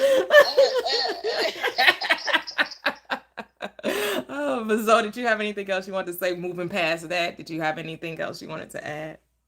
Oh no, I mean I'm engaged. I'm just Oh, okay. As you can see, I'm down in the chats, chatting it up. Yeah. I appreciate that. Some questions. I responded to the questions. Like I said, I come in peace. That's why I did my little alien sign and everything. So it's nothing as far as me coming in here trying to troll or do anything like that. That's why I came in and I said off top, I don't want y'all to think I'm trying to call y'all trolls or whatever. I'm going by what the conversation is. People come in and they can't exchange whatever they're doing. You have trolls who try to make it more than what it is, or they make it beyond what it is. That's all I was saying. Okay. Yep. Trolls coming around trying to ego bait 100. Exactly. That's why I came in and I said I'm not in here for no. Well, remember back. What's my third prompt? We are writing our story with our words. Yep, we are writing our story with our words. So what did you just say? Trolls coming into ego bait. Hey, that's your reality. I don't know nothing about it. Okay, you know what? I don't know nothing about that life. I don't know nothing about that life. That ain't my reality. Yeah, you know what? You're right. Reality.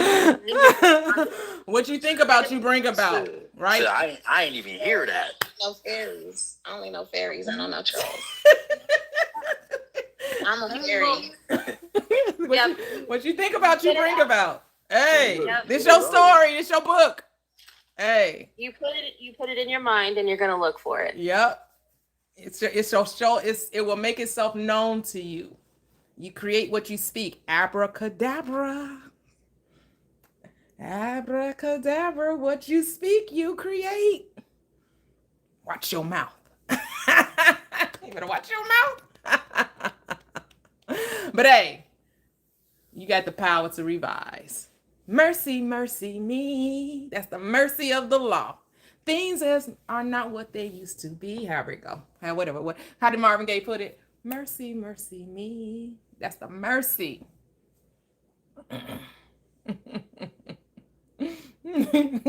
So, hey, we got to speak what we want to see, not as they are, right? In the words of Abraham Hicks, stop talking about what is and talk about what you want things to be. That's the power that you have. Life and death are in the power of the tongue. And those that love it shall eat the fruit thereof. What seeds you planting? What fruits do you want to see bear? You want sour apples? Sour grapes? No, we don't want no sour apples. Sour apples are really good though. But you know, I just want to know what's going to happen to all the people eating them cotton candy grapes in 20 years. I don't want no parts of no cotton candy grape. I don't know what that grew out of. You silly. I don't know no cotton candy grapes.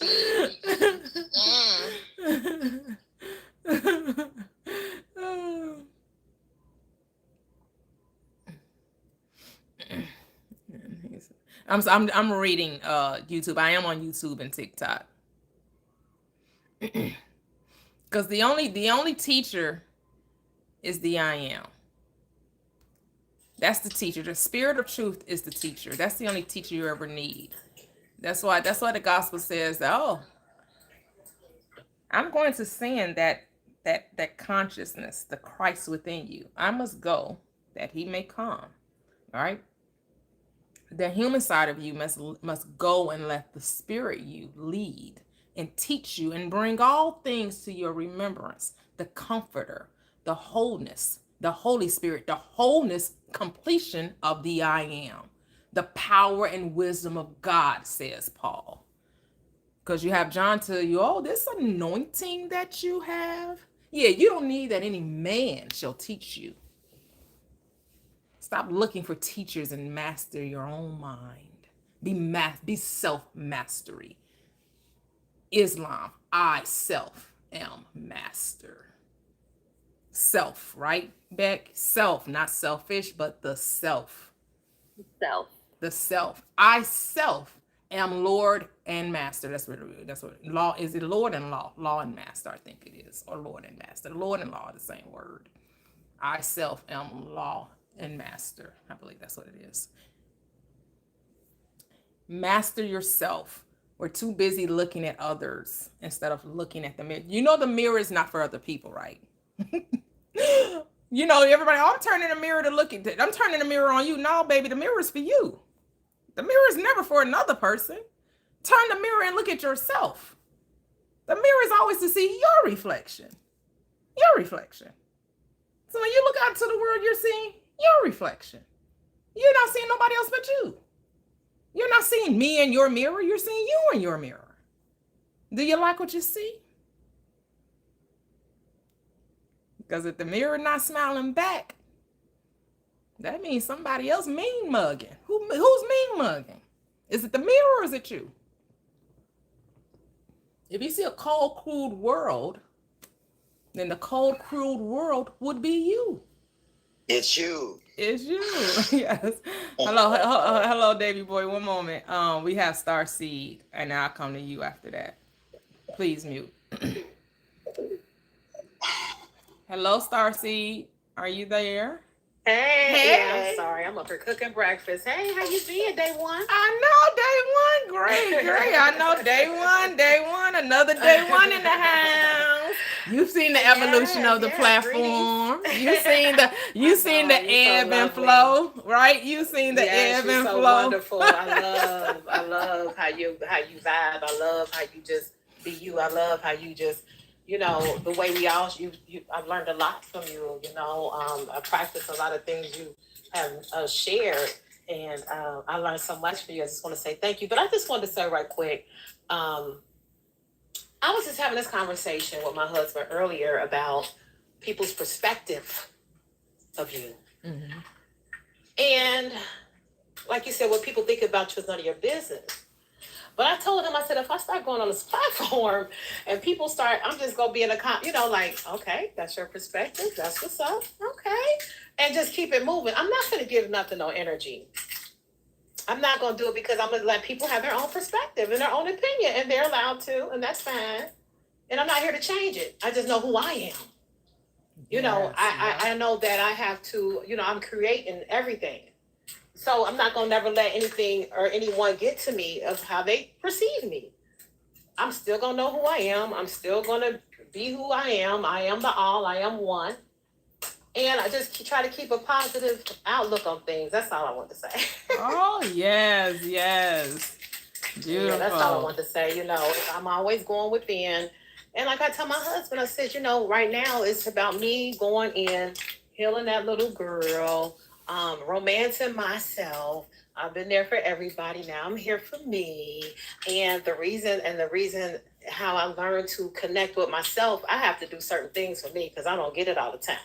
I just say now, when I get up, if I don't sit with myself, I say, wait a minute, you just went past your baby. Would you ignore your child? Would you ignore your little baby? How you feel when you wake up in the morning or go to bed and see your baby? Love on her, talk to her, listen to your higher self, listen to that child. We all connected as one. And it's been working for me, and I just don't look outside myself. And I'm just, what you told me, like, whatever you think is going to be. Your words are powerful, so I don't say anything negative. I try to, you know, just keep, I mean, you really are our source. I feel like I'm the physical, and I feel like it's a cord that's to my higher self, and my higher self is connected to source. We're all three. And I'm like, wait a minute, so I'm on the physical. I just got you doing the inside work, and then you connecting it to source, but I'm out here doing this. I got to trust on the, you know. Mhm. So I just be using little thoughts like that for myself. Yes. But that's all I want. That's all I wanted to say. I love you all. And thank you so much, Toyia, for helping me. My husband loves you. You've been such an inspiration, and I love how you're just you. Mm-hmm. I like how you are, your style. You just you. And I love it. You don't try to dummy down. You don't try to left. You just be you. Yeah. And I love it. So you've taught me a lot, and I love you all. And you can drop me. Oh, thank you for sharing. I appreciate you. Tell the hubby hi and love you guys so much. Thank you. Miss Toyia said hi. Miss Toyia said. Hi. Hello. How you doing, Miss Toyia? Hello, husband. How are you? Yeah, she really is. She really is grateful for you. She speaks highly of you all the time. Oh, thank you so much. You know, like I say, I'm just your reflection.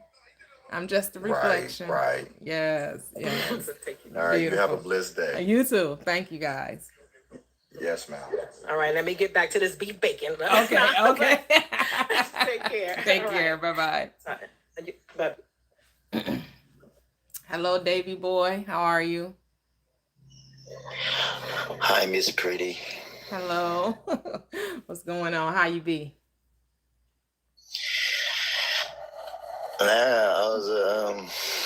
I just woke up, trying to figure out what I'm gonna do. It's too early here in Hawaii. But Oh, you're in Hawaii?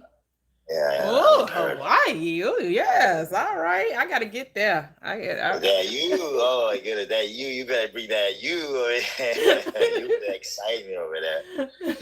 Don't get me started, girl. It's too early to be tempted. Oh, no. With my husband. I got to get there with my husband. Okay. This is why it's very important. You know, this is why it's very important as humanity. We all have this conversation. We can understand, you know, where you're standing and where I'm standing. You know what I mean? Mm-hmm. So, yeah, see, I respect marriage. You know, this is a guy I can't deal with that. No way. I'll take it back, girl. I'll take it back. See, No this problem. is when I turn into a flirting woman to a sister. You know what I mean? Yes. Like, you're my sister now. Yes, so, cool. Love that. Yeah, so we good. See, now we know where you stand now. So, Correct. Yes, absolutely. Hey, I'll just say, so what's cut the top of my head right now? I say, Daddy, Jesus, my daddy. So, you know, I'm trying not to speak on my own because what the Bible said, you know, it says right here is that the Bible is mind sign. So I don't believe that. Mm-hmm. You know, everybody can believe what they want to believe. Mm-hmm. I'm just trying to be careful because, you know, there's going to be a judgment. You know, I don't want to stand for the Savior and then you're going to be judging me. You know what I mean? It's like we're all accountable of our actions and our word because word is powerful. Our tongue is so powerful. People don't understand. And I tell people here, Waikiki, everywhere I go, you know, I'm a preacher, man. I'm a street preacher. I'm a different type of preacher. Okay. a lot of people, I hear a lot of people say, hey, he should be. It's not just one person, like, it's like so many people. It's like maybe like 10 different people would be asking the same thing. Hey, you should be a pastor. Hey, well, why don't you be a pastor? Hey, why don't you run your own church? Yeah. As I said, Davy boy, let me interject. Just let you know what our platform is. yeah. I don't discuss anyone's belief system. I'm not here to convince or convert. If you have any questions regarding what we're talking about and you want to understand more of what we're talking about on this platform, you're free to ask questions or you're free to stay in the comments. But we don't we're not preaching any religion over here. We're not really interested in what people think of the afterlife or or judgment or anything to do with that mindset. We're really not interested in that conversation. We kind of been there, done that, and we're moving past that state. I'll leave it. I'll leave it at whatever you just say about you think about afterlife and all that. You limit it. I'll leave it to God. God Almighty, God the Judge. So I'm gonna leave it to Him. Mm-hmm. And I know what He told me. What He just said, He already told me. He's down a lot in wisdom, knowledge. But I'll leave it to Him because I respect you. Mm-hmm. I respect you because your platform. We're here. Your the title of what you come with. But I'm gonna leave it to Him. Mm-hmm. But I'm just gonna say, I'm gonna let you know. I'm gonna be firm with y'all.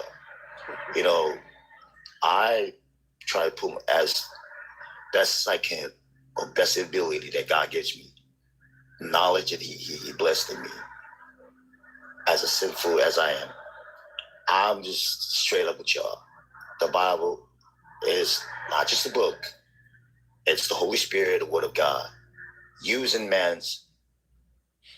Which is he chose 12 disciples to write that book. And I believe it 100%. There's no doubt that the Word of God is the truth.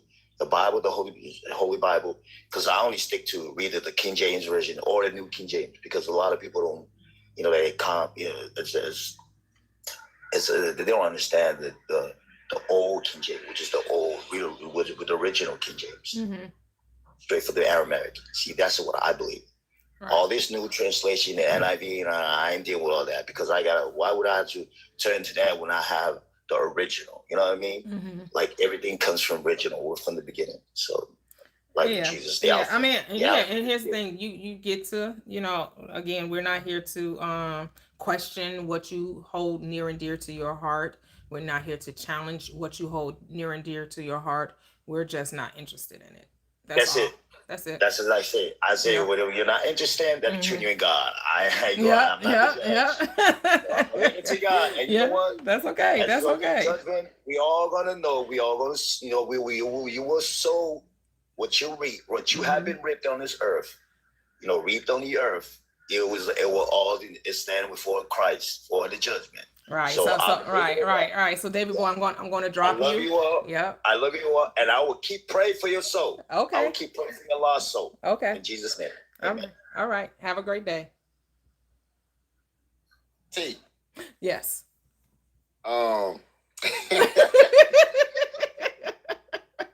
I wanted to ask him a question so bad because of what he had put in the comment, which is why when he came up, I wanted to see what I didn't know.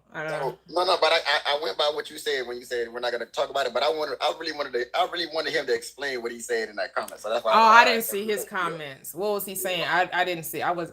Some comments I see, but I didn't see his comments. I didn't know he was commenting in the. He said Eve was deceived. Oh, well, yeah, we know. Okay, here we go. Yeah, that's always the woman's fault. It's your fault, girl. Your fault. Yeah. The transgressions when Adam ate, not when Eve ate. But okay, whatever. Get to have that. Woke up rambling and just jumped on the live like this. Did you wash your face, sir? You silly. You just woke up rambling, just jumped on the live, start talking. Trying to holler. He jumped on the live and just like, let me. That was so funny. I'm like, oh, that was funny. Like, no, dude, I'm going there with my husband. Like, let's make that plain and clear. Wash your face, wake up, remember where you are. drink your water and then come talk to us. Okay. Yeah, I think Mia and I were kind of on the same wavelength down in the comments. Oh my goodness. Oh my goodness. I guess he's spreading his brand of Christianity, and that's again, no judgment. I'm just gonna let them have it. Do you, boo? Whatever works for you. If it works for you, then do it. Do it. Do it. Do it. Do it. Do it. Do it. Do it. Do it. Do it good. Oh, that's not appropriate. I done went into Kaya. Do it good. My neck, my back. Let me mute my mic like that. You funny. Oh my goodness. But yeah, I do want to go ahead, Beck, and I want to ask Zoe. So I want to know what his perspective is since he's on the panel, but go ahead, Beck. I just want to say, Jesus is daddy, and Jesus told him to be weary of women. I'm done. That's crazy. We are equally as weary of him. Oh Lord. Okay. So Zoe, what is your perspective? Or do you have any religious affiliation, or you just here chilling, seeing what this live is about? Have you seen lives like this before? Is Zoe still there? You have to unmute if you're still there. Sorry about that. Repeat that question again. I said, what do you have any religious affiliation, or are you familiar with this teaching? Have you seen lives like this? I mean, I've seen a lot of lives like this, but I've been in a bunch of different factions, which is why I don't label myself anything. Like I grew up, me being Haitian, I grew up Catholic. Okay. But then I went from Catholic to quote unquote Christian. Then I went to non-denominational Christian. Then I went to Baptist.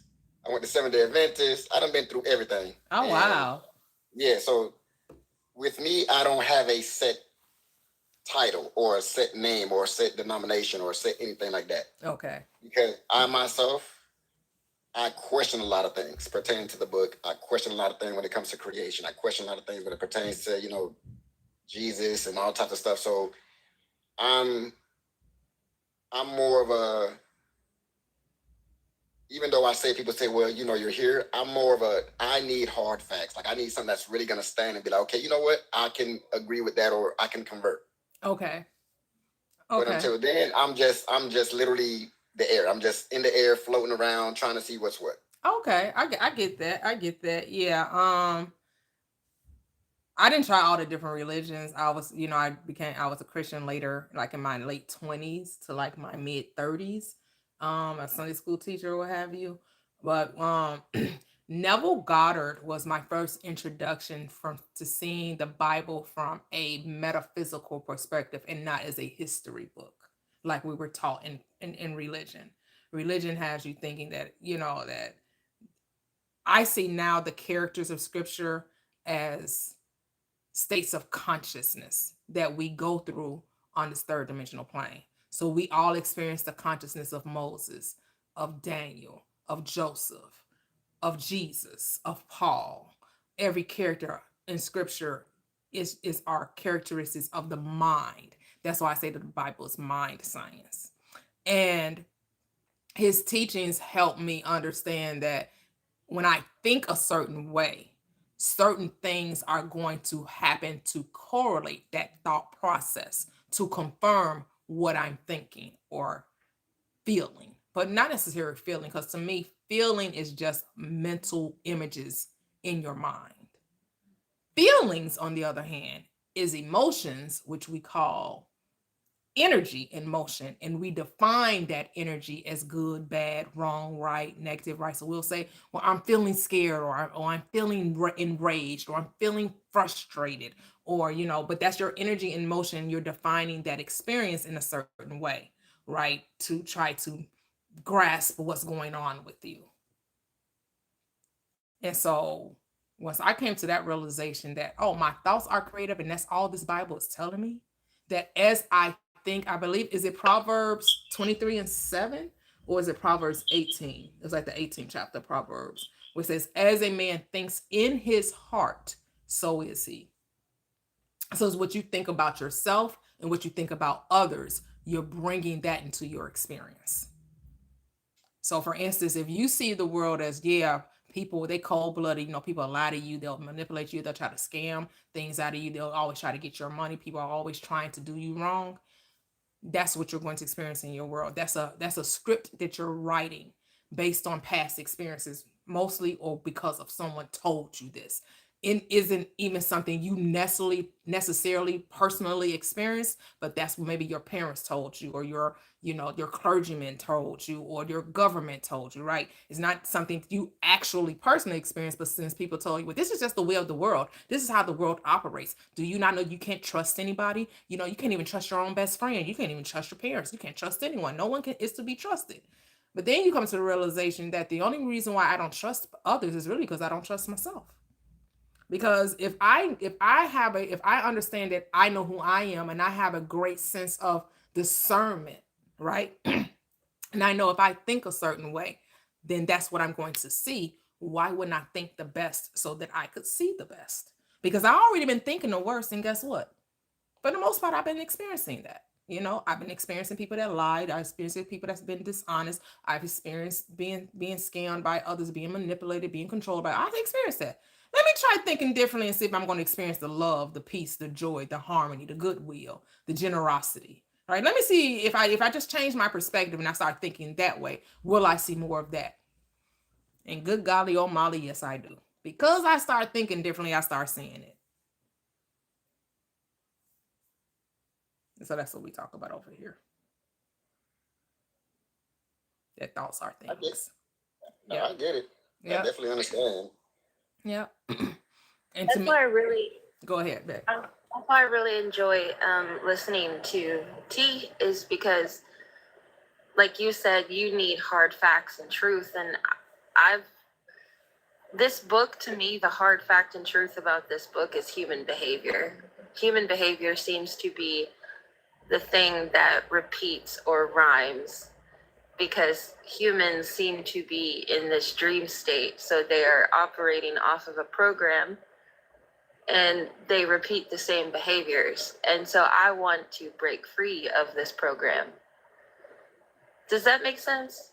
Like, I see that this book, the only true thing is humans, and we are here and we are experiencing. And all these sacred books, these religious books, these spiritual books are humans trying to figure out how to human. And they all correlate through behavior and thought.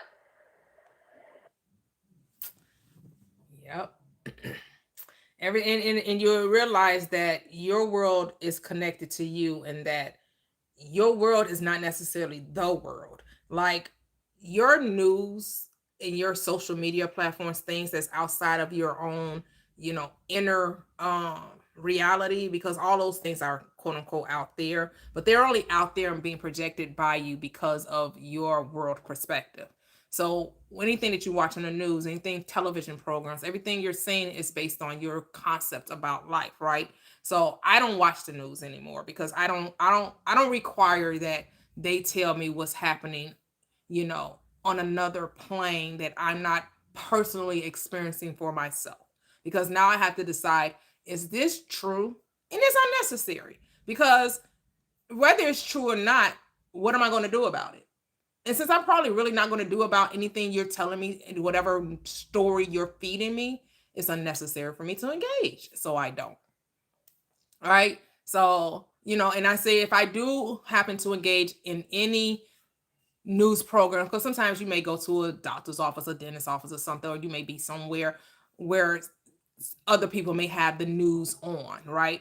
And you decide to take a gander at it. I know if I watch it, it's for entertainment purposes only. I know it's propaganda. I know they're just feeding me a narrative and a story. And then I just have to decide, is it not even required that I believe anything they're saying?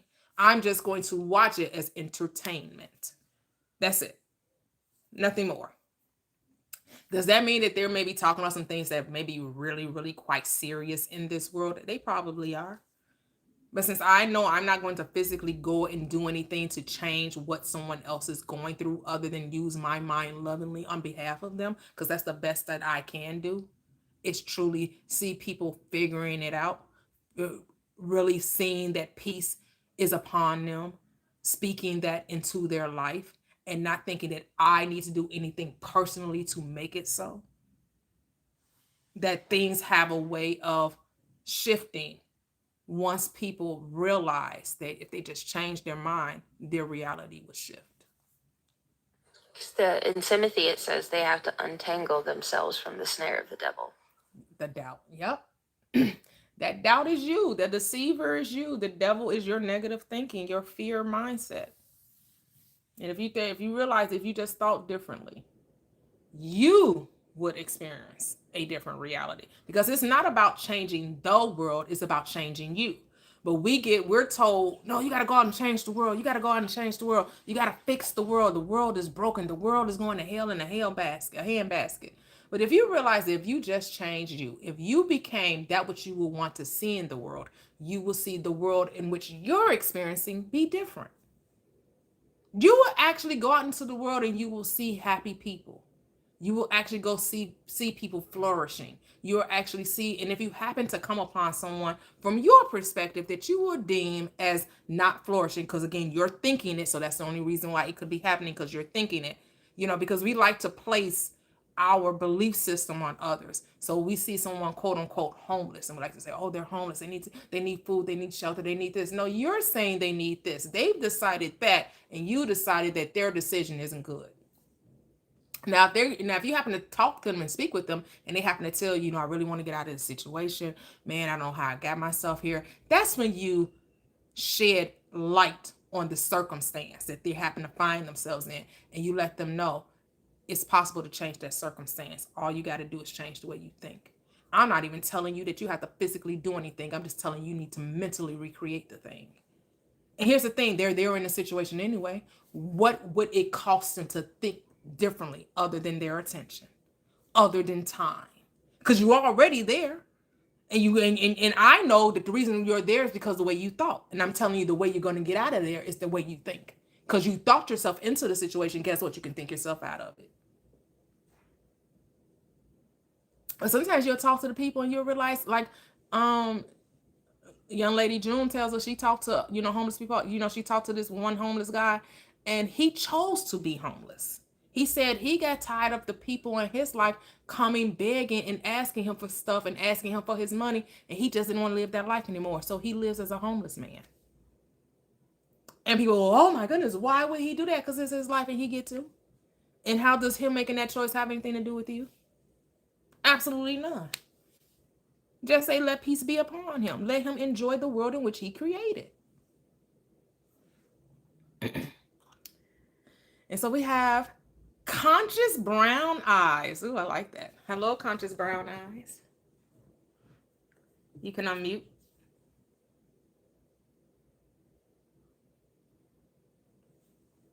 Are you there? Yes, spam likely. So I know who is happily, someone happily homeless by choice. Yeah, there you go. There you go. Oh, they dropped. Okay.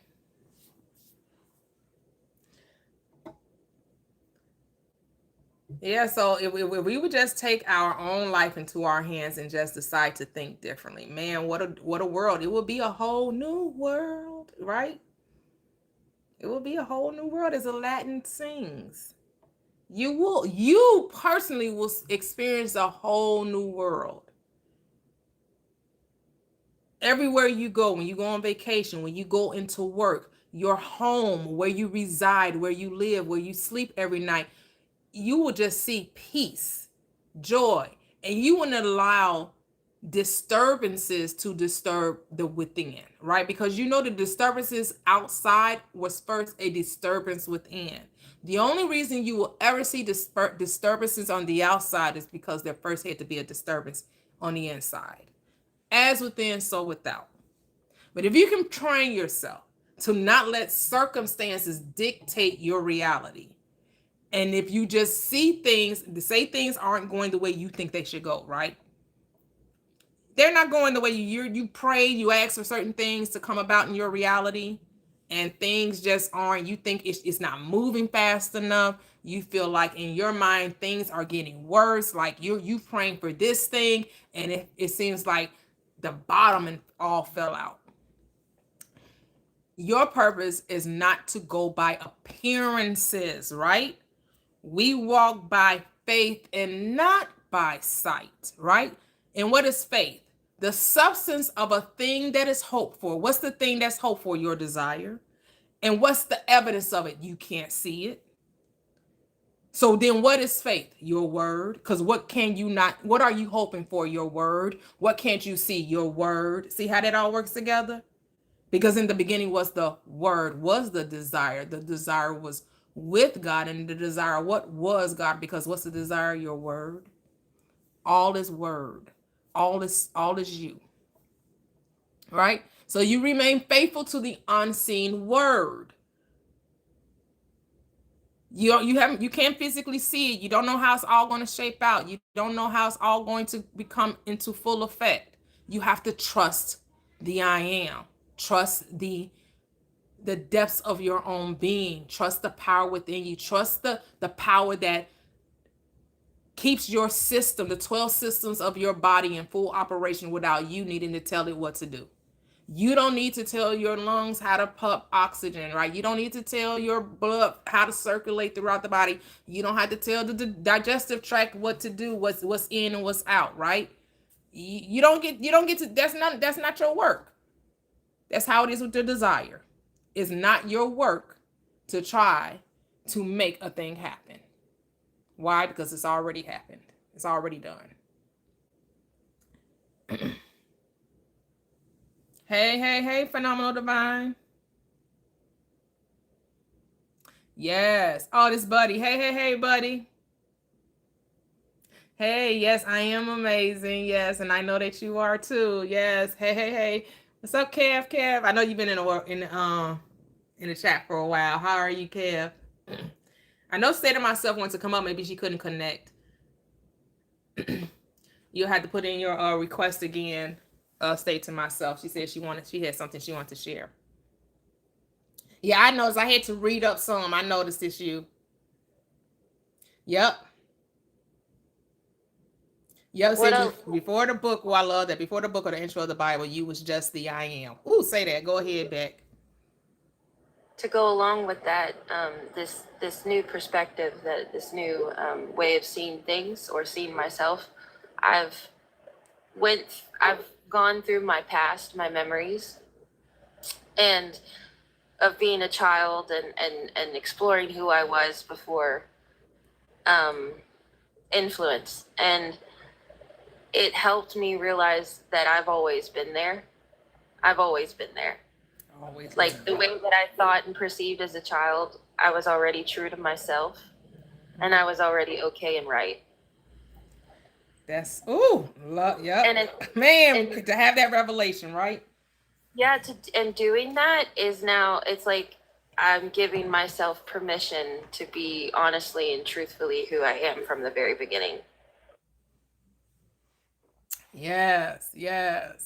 Beautiful. Okay, I'm gonna go to State of Myself. Before that, I'm gonna answer Chrissy's question. What do I mean by say what you not what's happening, right? Because what's happening is old news. Remember, everything that you're seeing is a delayed response, and most of the time it's the loop of recurrence, right? So say you planted a seed of, you've accepted the seed of abundance, right? And for a long time, you've been experiencing lack, and lack has shown up in your reality in different forms, right? Whereas you just feel like you never, ever, really ever have enough, or you just barely have enough to eke out a living, right? And so different things will happen in your life to keep proving to you that, yes, you are exactly right. You're always eking out an existence. You're always eking out a living. And so you decide, well, you know what? I'm going to claim abundance because it's my birthright to be abundant. Yes, I'm abundant and I'm going to claim it. And then say that something happens in your 3D, in your circumstance, that you've been declaring abundance. You've been saying it. you've been owning it, but then say something happens where you end up not having enough money to pay your rent, and you'll let the circumstance dictate and say, oh my goodness, I thought, I was saying that I was abundant, I was affirming it, and I've been affirming it for 2 weeks, and then this happens. Oh my goodness, I can't believe this will happen. This is the exact opposite of what happened. And then you start spiraling out of control, and now you all feeling low and depressed, and you're mad and you're frustrated and you're angry. You don't say what is happening. You say what you want to happen. I don't care I don't know where this money coming from. I don't know what's going on, but this ain't the end of the story. Whatever's happening is for my good. I may not understand, be able to put my hand on what's taking place, but I know that I have never seen the righteous forsaken, which those who think right about a thing, and I never seen them have to beg for bread. I don't have to go beg and borrow from anybody to get the things that I want. I just need to claim that I already am that, regardless of the situation, regardless of the circumstance.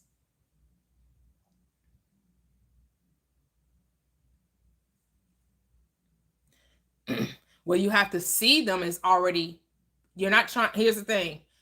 The relationship only is the way it is because of the way you think. The moment you change the way you think, the relationship changes. The moment you change how you think about the relationship, the relationship changes. Because it's your thoughts about the relationship is what you're seeing. So think differently about it, and it'll be differently. Hey, say to myself, you can come off mute. Okay, yeah, I was waiting. I want to say good morning to Good morning. To all y'all. Have a great day and good morning. Good morning. Some good news happened. That's unfortunate though. My auntie recently just passed away yesterday at night, and it was a lot. Condolences. Yeah. Sending love and hugs to you and your family.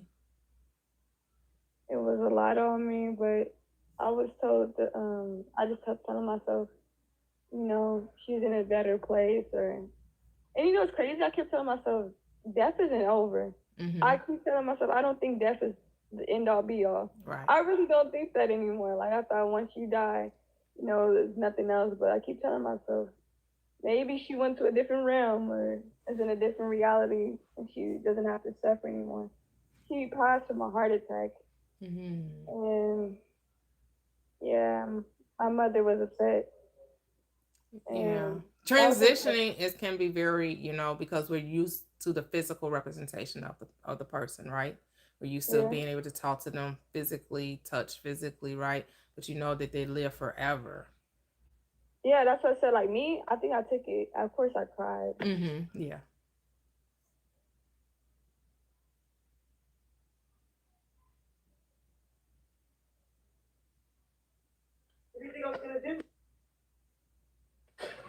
One of the most beautiful things that I've ever learned about living in life is, even though those that we love and experience have transitioned and they're no longer physically with us, spiritually they still are, because we have memories. Mm-hmm. They've given us experiences and wisdom.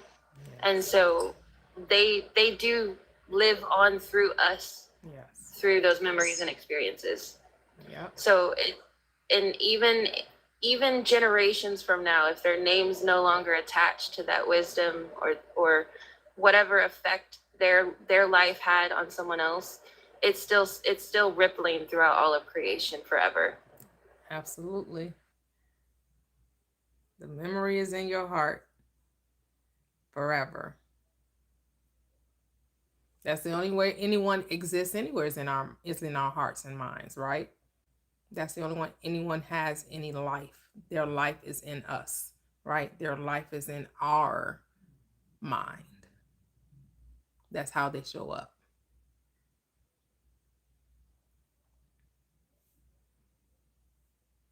Are you still there? Say to myself. It sounded like she was talking to someone on her end. Yeah, talking to a sibling. Okay. everything's good now. Okay. But, yeah, just processing. And but the thing is, I always keep telling myself it don't even feel like this person's not even here, because I've been through this before. Mm-hmm. You know, most of my family members were like older. She was like in her 60s. Okay. So it's just like, I know not to be like rude or negative, but it was gonna come one day, you know. Mm-hmm. So it's just the day that it happened, it was very unexpected. She had a heart attack. She hit her head, Oh. and they rushed her to the hospital. Okay. And they said she didn't have a pulse or she couldn't breathe by herself.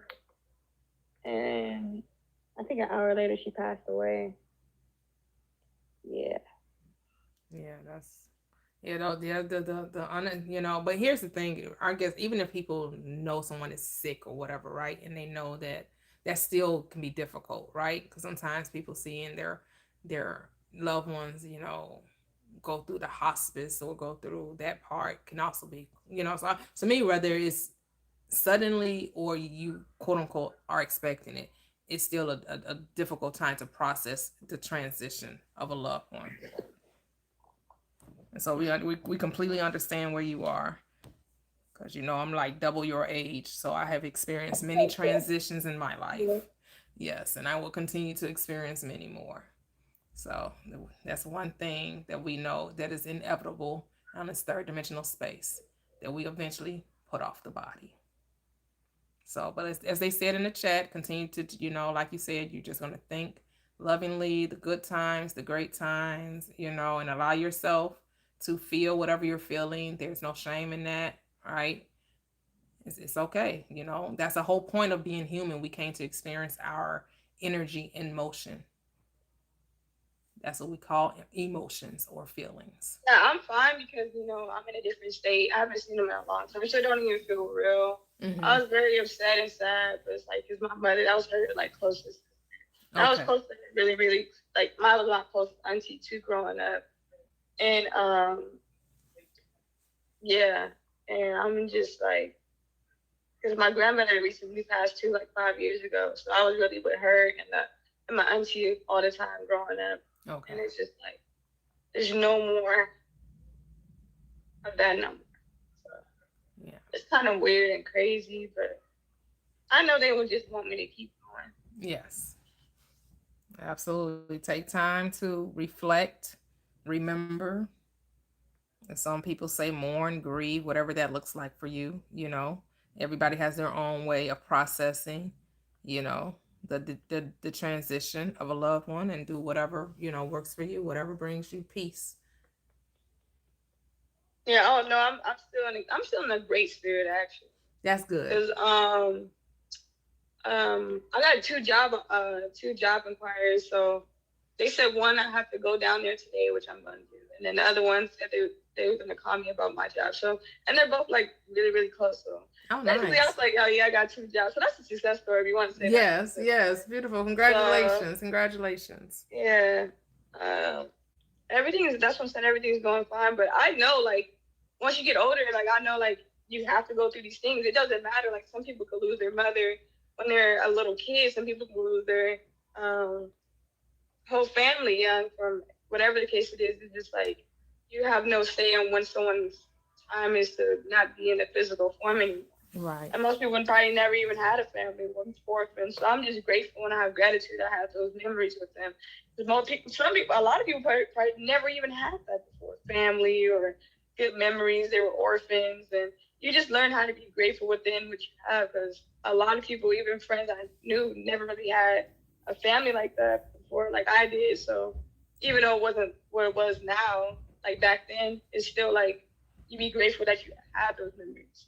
Absolutely. Because we're only here for a certain amount of, I know time isn't real, but a certain amount of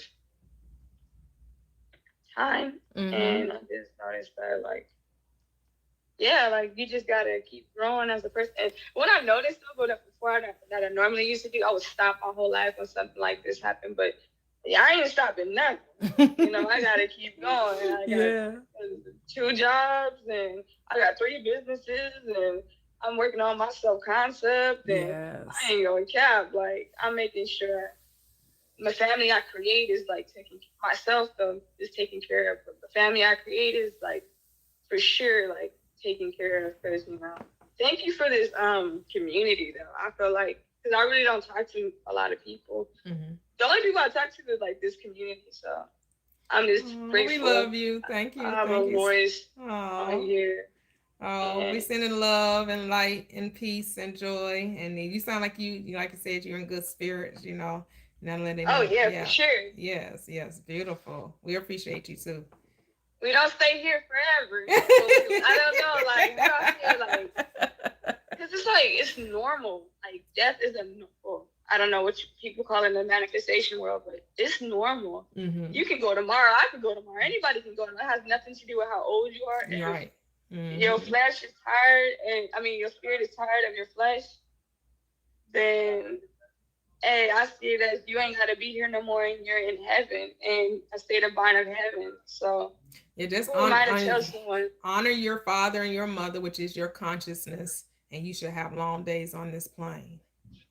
When you honor the I am within you, you should experience a very full and happy life, a very abundant life. Yeah, that's what I've been telling myself. I'm in good spirit. It's just my mother. You gotta think I never lost a sister before. So she lost her parents, her brother, and her sister. So because she was closest to them, the ones that passed, mainly more so than the ones that are living. So you just gotta find a way to put them and her in good spirits, I know a job will.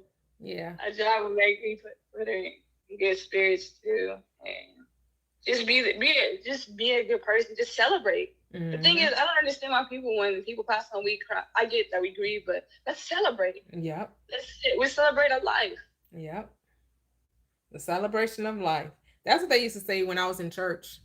They didn't call them funerals. They called them celebrations of life. Yeah. And this is not my first rodeo, so most of my family did pass away though. But it's not my first rodeo. It's just right. Like you said, celebrate the life. Celebrate all the great memories, all the, the sayings, the food, the get together, everything that you can remember, from a joyful perspective, right? That, remember the good times, as they say. Oh, I always remember the good times. I'm always in high hopes and high spirits. So that's beautiful. Let's not think about this no more. Let's think about the great times and the celebrations, and let's just be positive and we just keep going. But you didn't get on live yesterday, huh? I was like, I know Miss Toyia was tired. I know you was tired. I did. I got on live yesterday. You was here yesterday. No, like at night. I didn't come back. No, I didn't come back at night. No, I didn't get back on that night. Nope. Yeah. No. Yeah. I rested. Yeah. And also, I just wanted to be there for my cousin because she just lost both her grandmothers recently. That was my auntie. That was my auntie that's passed, my mom's sister, and her grandmother, and her other grandmother just passed too. I think a month ago.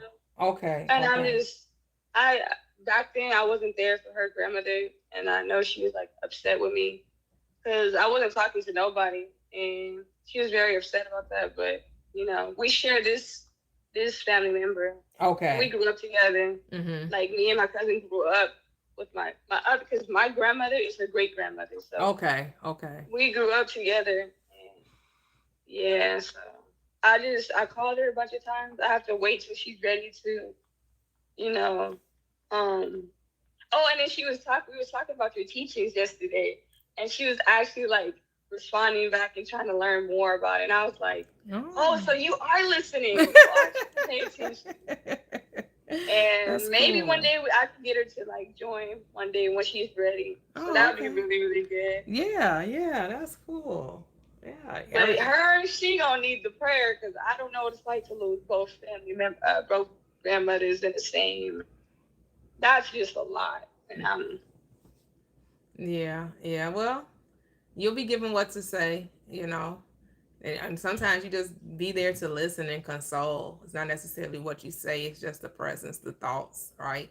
The thoughts of love, the thoughts. Sometimes, words can sometimes muddle it, right? Sometimes words are ineffective.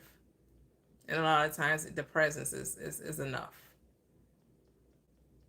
Thoughts of love is enough. Yeah, so I'll be there as much as I can for her. It's still what I gotta do. So I gotta do with myself. Yep. Cause thank God I don't do that no more. I used to be like, man, I don't want to do anything or something that I didn't like happen. But now I'm just like, nah, you keep going through. We call it the storm, but it's not even a storm. You gave it title, we gave it meaning. You just keep pushing. Yeah. You know, just actors just celebrate like, dang, once you transition into a better heaven, a better state of mind. And we celebrate her. That's all we do. We don't be, I mean, we can be sad all we want, but she wouldn't want that. Yeah, I'm sure she'll have dreams of her. Let her know that all is well. All is well. Like you said, it's part of this experience. We enter and we exit. No one knows the day when they're coming into this experience, and no one knows the day or the hour when they will exit. I mean, yes, of course, you can always request long life, right? Through your thoughts, right? Your thought life will preserve the life that you want to experience. That's a good question I want to ask you. Do you think we could actually say, oh, we're going to live a long life? Oh, yeah. Oh, yeah. To the extent that you believe it, of course. But to me, it's not so much how long you're here, it's what are you doing while you're here. Because a lot of people are here, right? But they kind of existing, but right? Not here. Right. They like medicated up. They got all these health, right? Like people just like are existing. I don't want to just be existing. If I have a long life, I still want to be in right able body and right mind. You know what I'm saying? I can still move around, get around with, what have you. That I'm still enjoying it and whatever that looks like for me, right? That I'm still enjoying it. Because again, you have different things that happen, and it's about how you are perceiving it, right? Because that's all that matters. It's not what other people think. Because some other people are like, oh, you call that living? I don't care. But somebody else is like, yes, I get to see my children. I get to see my grandbabies. I get to see my great grandbabies. I don't care how many medications I'm taking. I get to still see my family, and it's sufficient for them. Yeah, and I was talking to one of my other cousins, which was her father. Oh, yeah, and I told him the person I am, because I don't really, you know how when you don't want to talk to people for whatever reason, I actually stood up and said, I'm sorry for your loss. And a lot of people would never put their whatever it is, what you want to call it, aside to say, I'm so sorry for your loss, because I had never lost my mother, so I don't know how it feels, but I'm so sorry for your loss. And just know, you have people there for you. So I put ego aside, whatever you want to call it, just so I can tell people, someone that, I'm so sorry that you had to go through that. And yeah, that just showed my growth as a person, because, I wasn't really talking to that person. So, I just try to be empathetic as I can, as much as I can. So, but yeah, over here, me, I'm happy, I'm smiling, I'm thriving, I'm living. So I ain't gonna let this, sometimes I am allowed to get sad sometimes and grieve, but I got things I gotta take care of. I gotta dream life. I gotta live. So I'm living it though. But yes. Yeah, I don't want to make y'all sad. I'm so sorry if I try to make y'all sad on this morning. No, we're not sad. We're just here for you. Thanks for sharing. Thanks for feeling like this is a safe space for you to share your thoughts and what's going on with you and your family. We appreciate you. We're here for you. Yeah, I only come here. I ain't going nowhere else, because I feel good in this community. I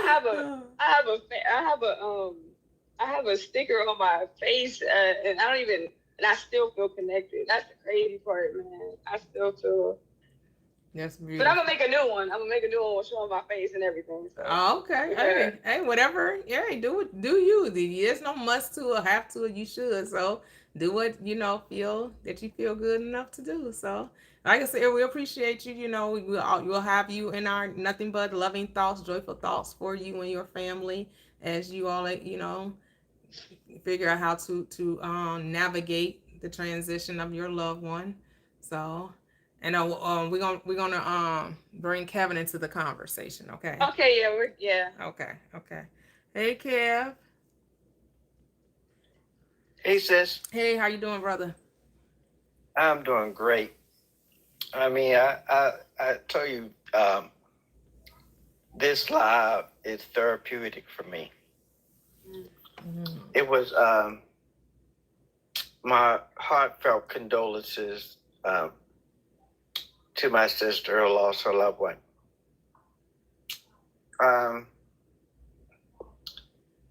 It was interesting how the shifting in the platform changed.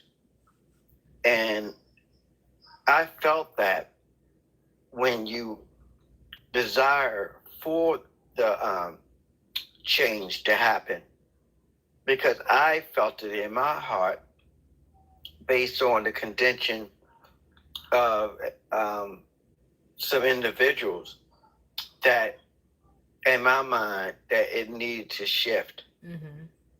And I was saying, you know, like I mentioned weeks ago to a brother, I don't need to agree with someone in order to love them. Mm-hmm. And the platform shifted to lean more into love. I heard someone say, you can like a person or you can dislike a person, but if you seek to understand a person, you can get along with them. Mm-hmm. So I seek to understand. Yes. And it doesn't make my perspective wrong or right. It just is. Mm-hmm. And because love is my base for my being and walking in love, I'm going to be okay with however they decide to choose to walk their life. Yep. It doesn't have to line up with what I believe. Mm-hmm. The script says your job, your obligation is to love God, your higher consciousness, with everything that's in your being. And the second is like unto the first commandment, to love thy neighbor as who? As thyself. Yes. So loving them is a commandment. It's almost a prerequisite to you having the ability to love God. Because how can you say you love God, I'm in the script, Mm-hmm. who you've never seen, and hate your brother who you see daily? Yep. And that is astounding. And in a world that we live in, that's all fear-based, all about dividing, all about hatred, I could choose not to participate in that activity. Mm-hmm. I get to choose. No one gets to choose for me. I ain't giving them that problem. That power. I choose. So if they say, well, Kevin, you're just a hater. Well, I care what you think. That part. How's that going to move me one way or another? Right. Right. Well, you going to make me care? And I so love this live and this platform because it's allowing me to be more me. Mm-hmm. I don't know if that makes sense. Yes. Yes. Absolutely. But it's allowing me. Yeah, it's allowing me to be more me.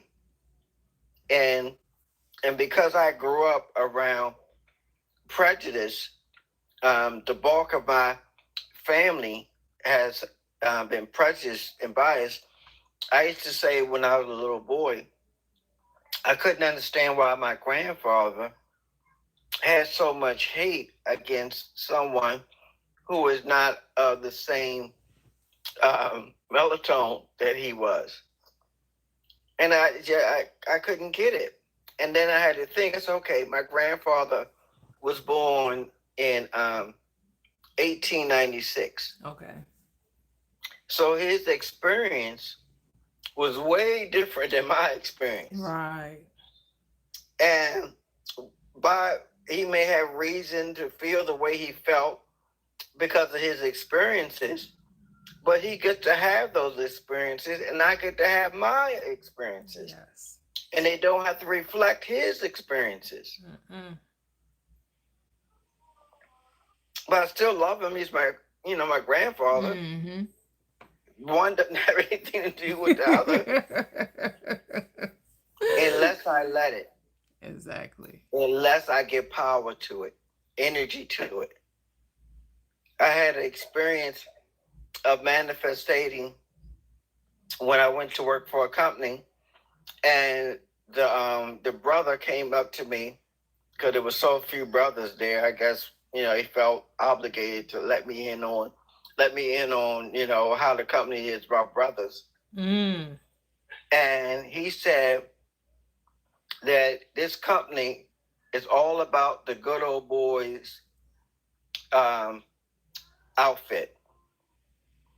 And he quickly let me know that him and I weren't part of that, clique. Mm. We weren't part of that good old boys. And because of the way I brought up and quite a bit of my family were prejudiced, I leaned into what he said. And I had very little success there, if any. And it wasn't until I let that go and started embracing everybody and being okay with everybody, regardless of their skin color, was when I excelled. When my greatest success started unfolding, started being revealed, started manifesting. Yes. You get by letting go. Yes. That's the thing. That's always the question, right, Kevin? How do I get? How do I get? Thing is, it's not about getting. It's about being. Yep. Say that again. Like you said, you get by letting go, by being. Stop holding on to it. You have to release it.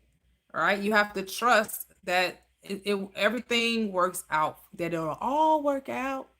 In Lil Wayne's voice, that it all work out. It all works out, and it all works out.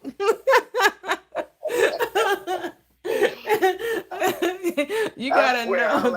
I'll laugh more with you, Toyia. I just laugh so much, and it's because I feel we're of a kindred spirit. Yes. A lot that you say resonates with me. The way you present and package up, it resonates with me because I just feel it. I be picking up what you laying down. Love it. Yes, because we read that last book, right? Busting Loose from the Money Game. If you guys want to catch the recap, you can go to my YouTube channel. All of my recaps, all of my lives on my YouTube channel, Prosperous Living with Toyia. If you want to catch any of the lives for about the last year, you can catch almost every live I've done here on this platform on my YouTube channel. So we've done several books, several book clubs. We've done 3 thus far. And the last one we did was Busting Loose from the Money Game. And like we also gleaned so much from that book because it reminded us that we are the consciousness having this physical or finite experience, right? And at every time of our experiencing, we are the ones bringing things into visibility based on our thoughts, right? Based on, and the author of the book would say based on how we feel, but I know feel is just a mental picture of thought. So from an etymology, the feeling and and thinking are the same word from every time I try to say etymological. Anyway, my tongue gets tired trying to say that word long, but if I say it slow, I guess I'll say it. But etymology of that word, they mean the same thing. And so realizing that thoughts are creative, thoughts are things, and it's what you're thinking. And when we say creative, right, when we say that you're the creator, right, we're saying that you were there in the beginning before this physical world came into experience. And you are the whole experiencing itself as an individual, that you're not separate from the creation, right? And I know that's trippy for a lot of people because we like to think, well, there's only one God, there's only one being, and that's exactly what we're saying. There's only one God, there's only one being expressing itself in infinite ways. That one being, that one power, that one God has infinite expression. And that it was even more trippy is to realize there's no outer space, there's only inner space. That the outer is the illusion, that the outer is the screen, as Dr. Joseph Murphy would say. It is the screen of space. Go ahead. What do you want to say, Kevin? Yeah, I'm just saying that because of who the source is, energy is, and that projection or reflection is of our mind.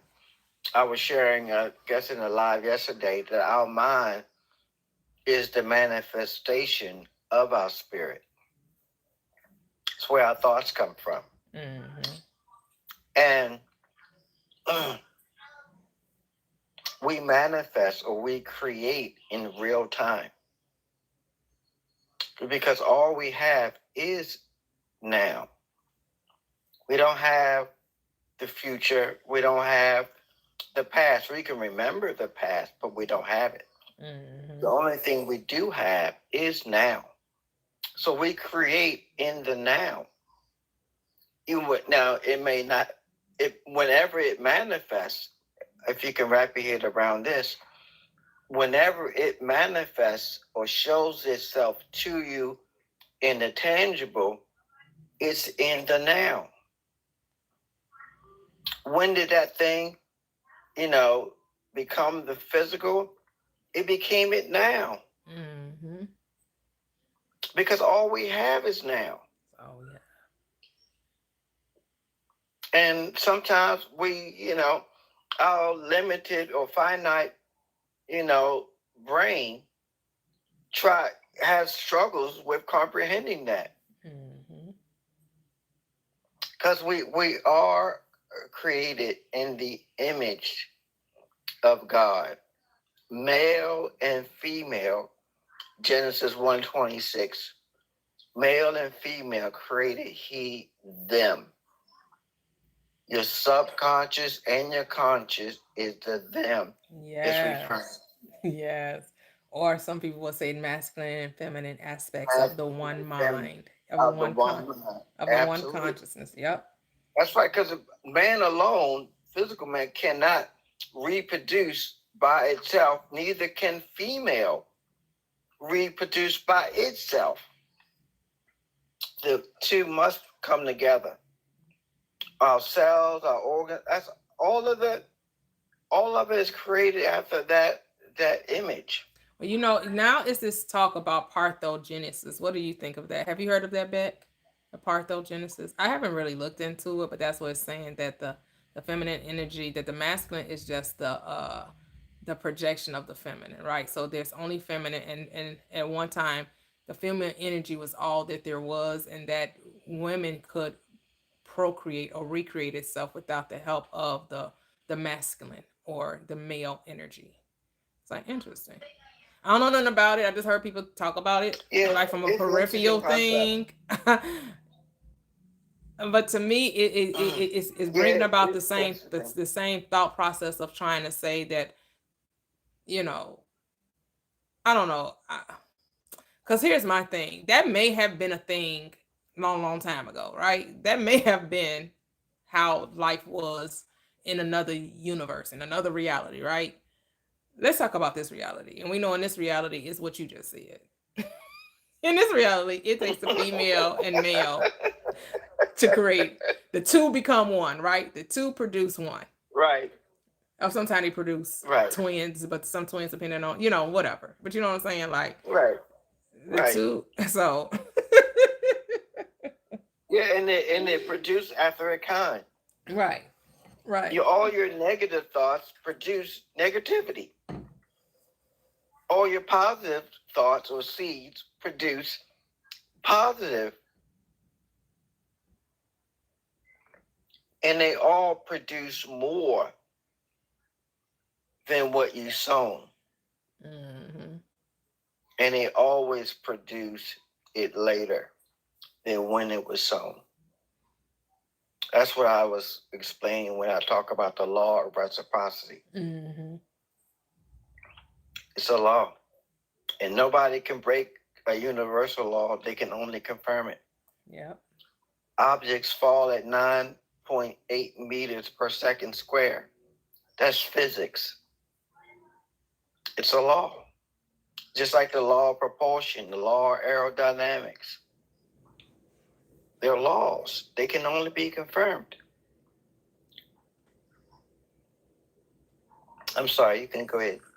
Oh no, you good. Yeah, I mean, because you have your laws that are that only occur on the third dimensional plane, right? And then you have the universal law where they don't occur in spirit, right? Because spirit is not confined to third dimensional laws. So third dimensional laws would be aerodynamics, would be physics, would be gravity. That's a third dimensional law, right? That's not a universal law because spirit is not contained by time and space, right? Spirit can't fall. Spirit doesn't need aerodynamics to fly or to be. No, right? but the spirit only needs our physical body to have a experience. Right, in physical, in physical form, in matter. Physical plane, yes. Right. Yeah. But it doesn't have those senses to experience it on its own. Right. Yep. Yeah. And so that's what people get into the conversation. Well, why are we here? Just for the experience. We want it to be more than that. We want it like that just seemed too simple. What do you mean just to experience? We just here to experience. Yep. We just here to play a game. Yeah. That's all we really we're here to live out a movie. We're here to live out a movie. I ask my child that does something and I'll go, why did you do that? And she'll go, I don't know.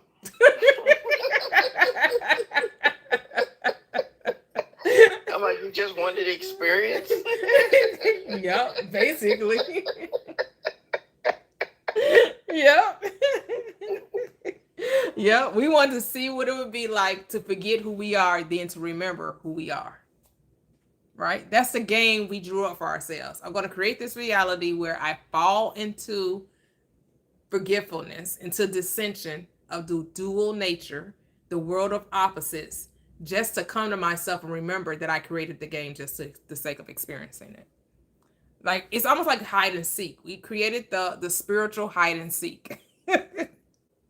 Where we played hide and seek with ourselves. And where do we decide to hide ourselves? In the mind of the man, in the mind of the personality. We hid ourselves within ourselves. Isn't that something? We hid ourselves within ourselves because that was going to be the last place we would ever look, within ourselves. Yeah. Isn't that amazing? And we played the ultimate game on ourselves, the ultimate trickster. We thought it was going to be in books. We thought it was going to be in the sky, the sea, right? We thought we was going to find ourselves in caves and all kind of stuff. Nope. You weren't going to find it until you looked within. Amazing. And that actually is a very good hiding space. Yep. That's the last place you think to look, right? And now, tag your it. What you're going to do with it. Now you recognize your it. We figured it out that we're it. Now what? Right. Now what are you going to do knowing that you're it? Are you going to continue to create difficulty? Why would I do that? No. And now I'm supposed to be in chill mode. Toya. Mm-hmm. No, but to that point, that if you lose something and you find what you lost, do you continue looking? That. Ooh. Say that. Oh my goodness. You can say that again. You need to say that one again. Because people still looking for something they already found. Exactly. Why are you still looking for what you already found? Exactly. Man. Search no more. Jay say, please say it again.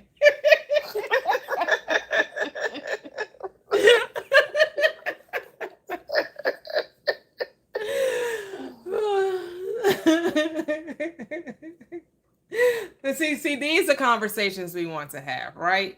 Where, let's live from the place of the I am, right? Where, Yes. because so now as as they say, hindsight 2020, right? So when I first started the platform, right, it's all about manifesting, right? So it's all about how do I get. And so I was like, oh, I need to, I want people to know the power of them, not the power of someone else, right? So okay, Amen. so I'm like, so let's shift it, right? So a little we shift and we go into, okay, let's cast a wide net. Let's for those that may be, in between state, right? They've left Christianity, they've left religion, they're getting on their journey of awakening, but they feel kind of like they're in limbo, right? So the platform shifts to that. Then it's like, okay, that was cool to play in that sound box for a moment. Got to talk to some people that were transitioning, but while doing that, I'm also going to bring up some differing points of view, right? And so we lean into that a little bit. I'm like, but is that the end game? No, that ain't the end game. The end game is now we're at the place where we're remembering who we are, and now we're not looking outside of ourselves for the answer. We're truly going to go within. And we're truly going to live from that place of knowing who we are. And so now the platform isn't all about what one person is sharing. It's all about what we're all sharing. How we're all in this together. That right, what you said right there. That once we found our lost keys, so to speak, what are we doing with the keys? Mm-hmm. So we should be practicing leaning into the I am who we are. Yep. Yep. And there's no thing too big or too little. Mm-hmm. I think yesterday or Friday, I forget which one, my drain in my tub was draining very slow. So I wanted it fixed. So I called a particular company that comes out, a popular company, I don't want to say their name, to come look at it and give me an estimate on fixing it. And the representative came here and looked at it. He said, yeah, it's probably, something caught in a trap. We only charge $385. And I looked at him like, what'd you say?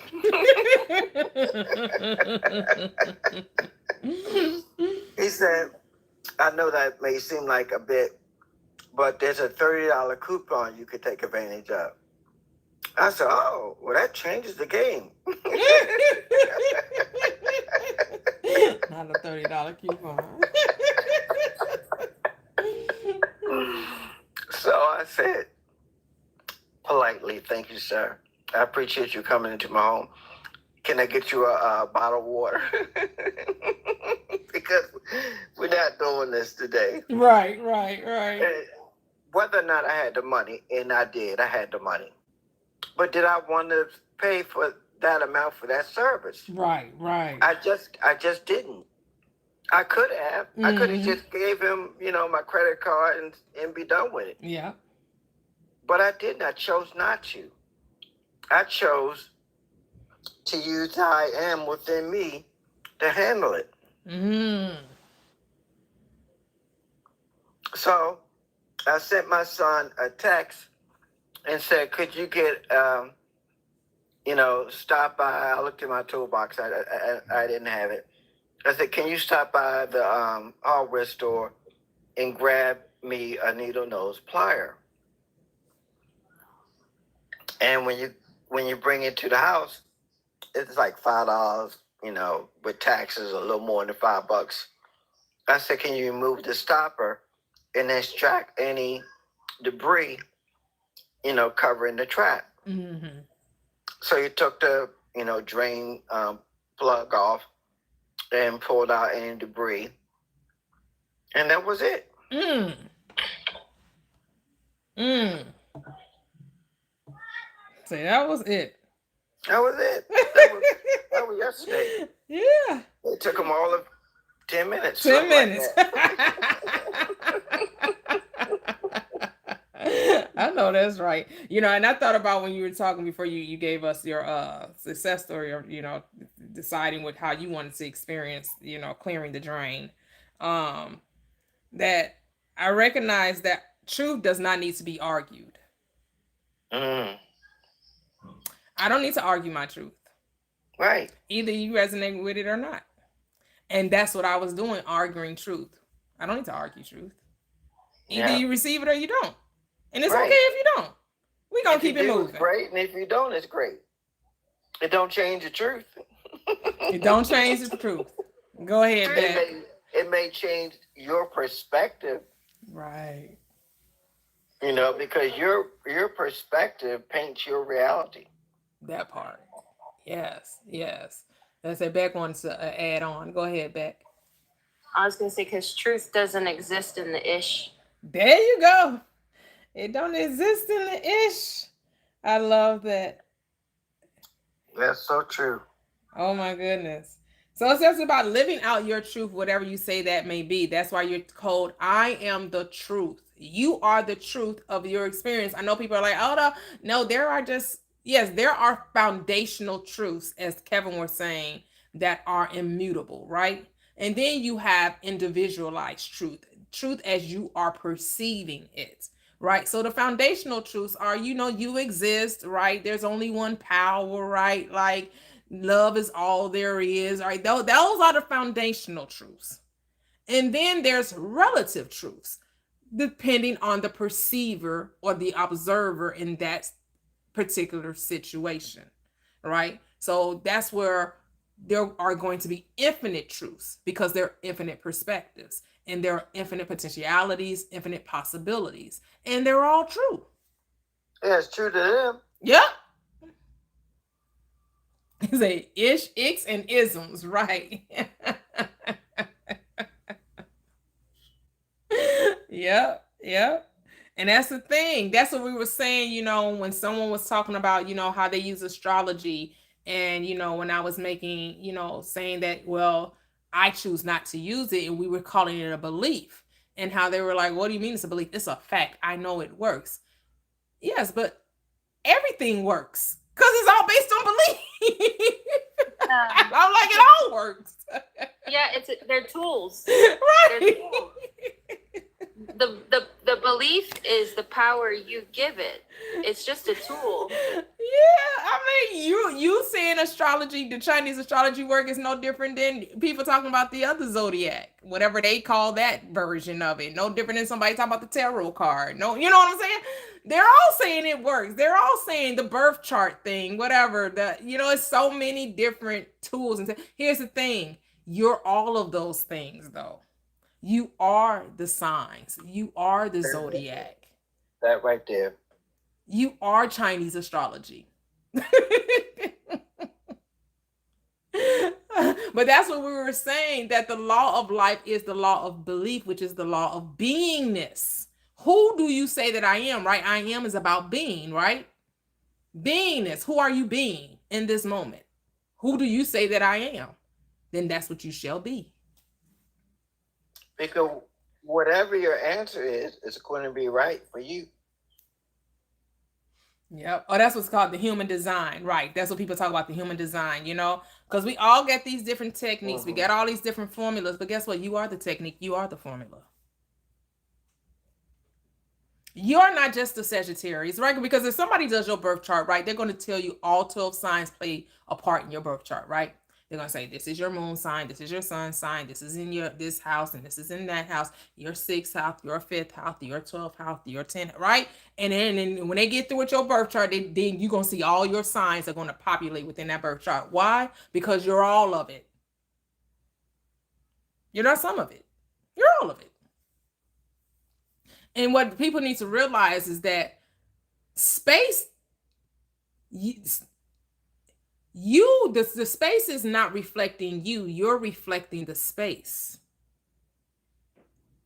The outer is a reflection of the inner, not vice versa.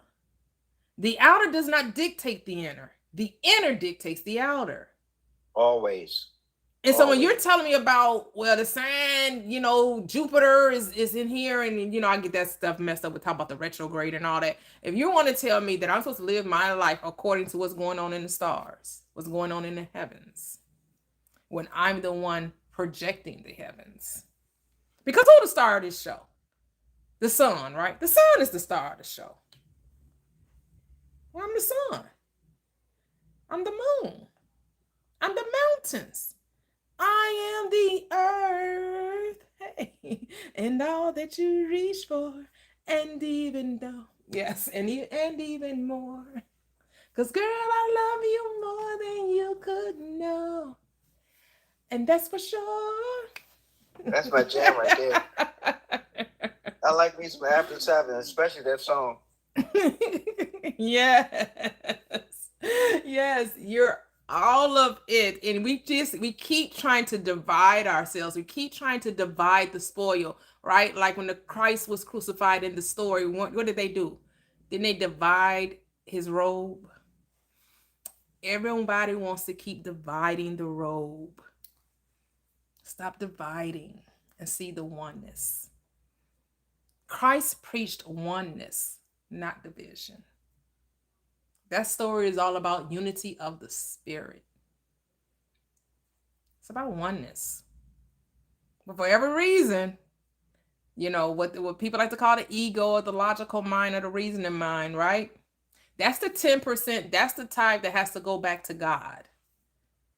That logical mind must become united with the Christ. You must give that back to self so you can be complete, whole, and entire, lacking nothing. Yep. Let it go. A house divided cannot stand, right? Nope, it can't. A house divided cannot stand. Against itself. Who is it against? Yeah, against itself, right. A house divided against itself cannot stand. So how you going to say the devil casts out the devil? How can Beelzebub cast out Beelzebub? That means you are dividing yourself. Impossible. Only love can cast out fear. Fear can't cast out fear. You don't fight fire with fire, you get more fire. You don't cast out fear with fear. And that's how people try to do it. People try to get you to cast out fear with fear. It doesn't happen. You just make more fear.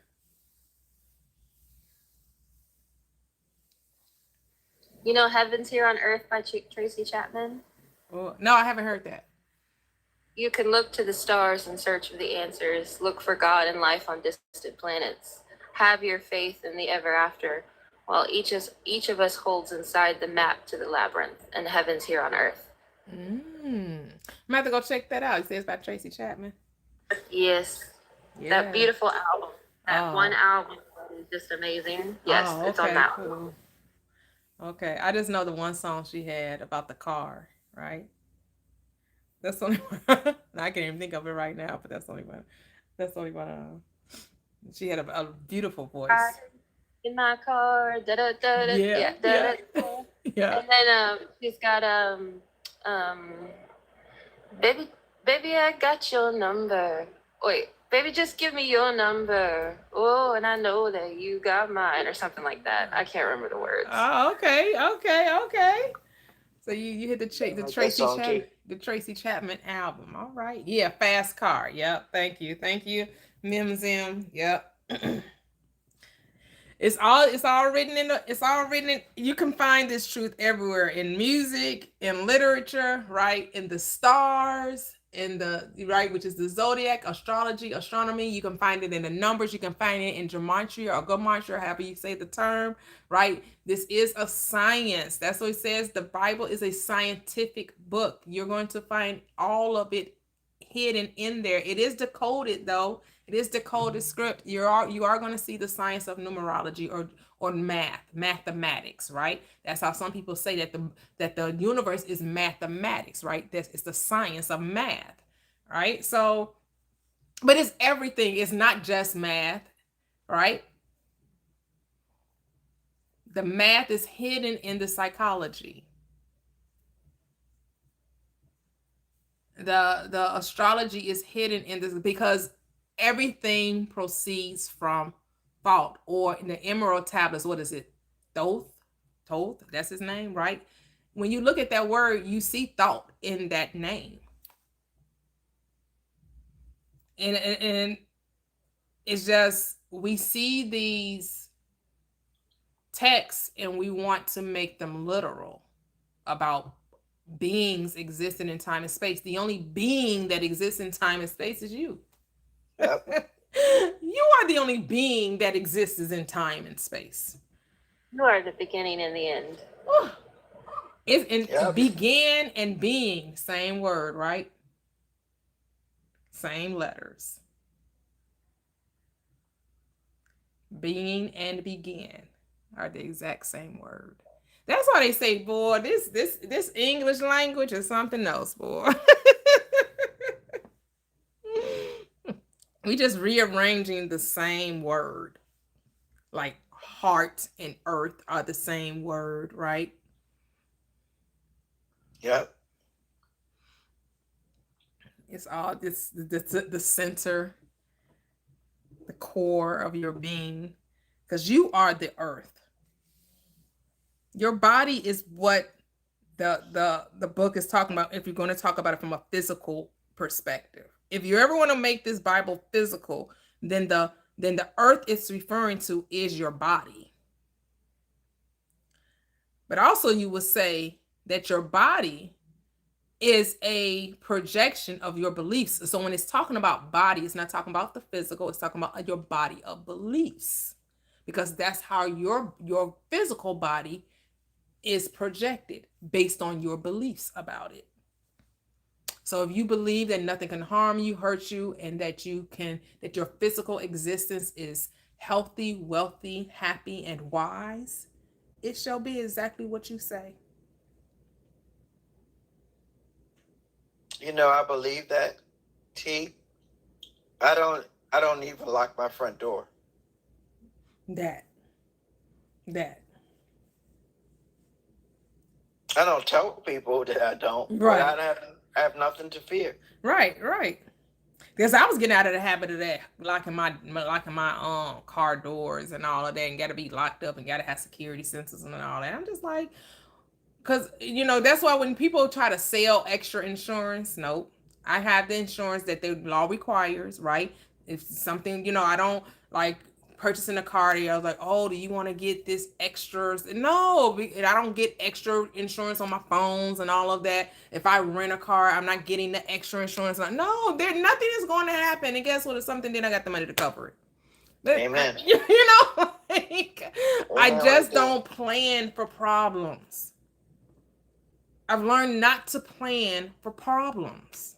Especially when you're operating not in a fear-based mode. Right.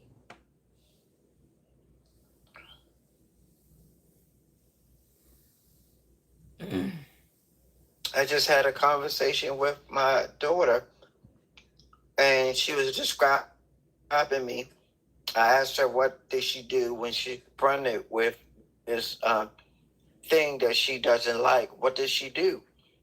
And she said she runs into her room and grabs her chicken McNugget. It's a plate, like a big pillow, like a chicken McNugget pillow, Mm-hmm.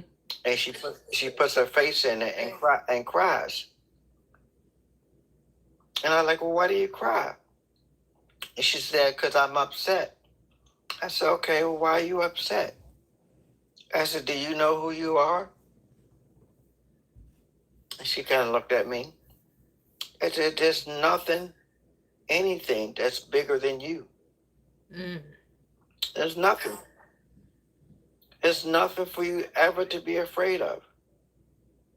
If anything, all those things that you're afraid of, if they understood, if you understand who you are, they all have reason to be afraid of you.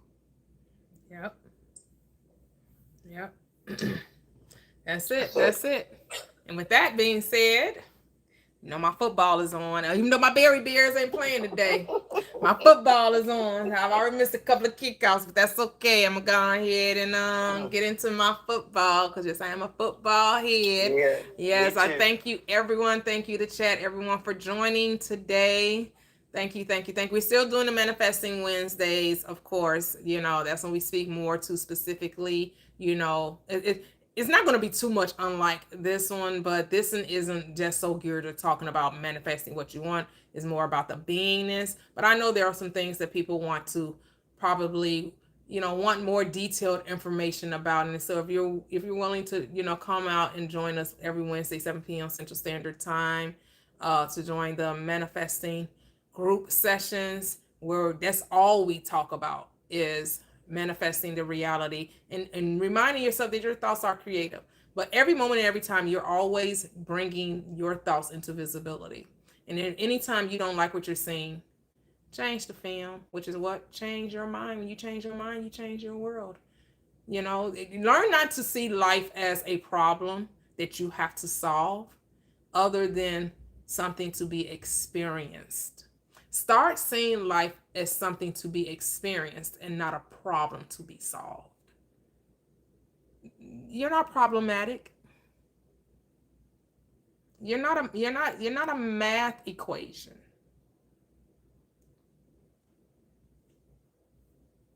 You are infinite intelligence. You are the wisdom of the ages. You are the I am. You are consciousness, awareness experiencing itself. You're experiencing your thoughts, your beliefs. That's what you're doing.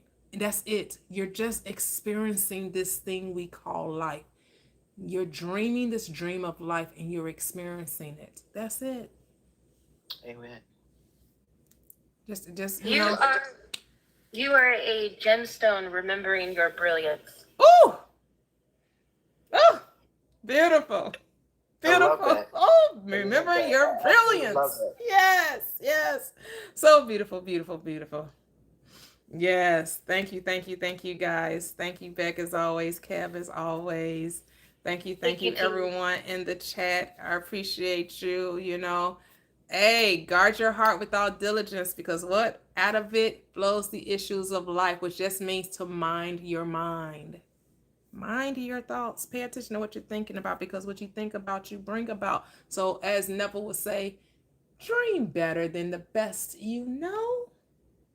You know, dream better. Dream better than anything you can think. Dream better than that. And then you dream better than it. And then dream better. And then, you know, just keep dreaming better than the best you know. All right, guys. Catch you guys later. Have a great Sunday. Bye-bye. Thank you, TikTok and YouTube. Sounding off.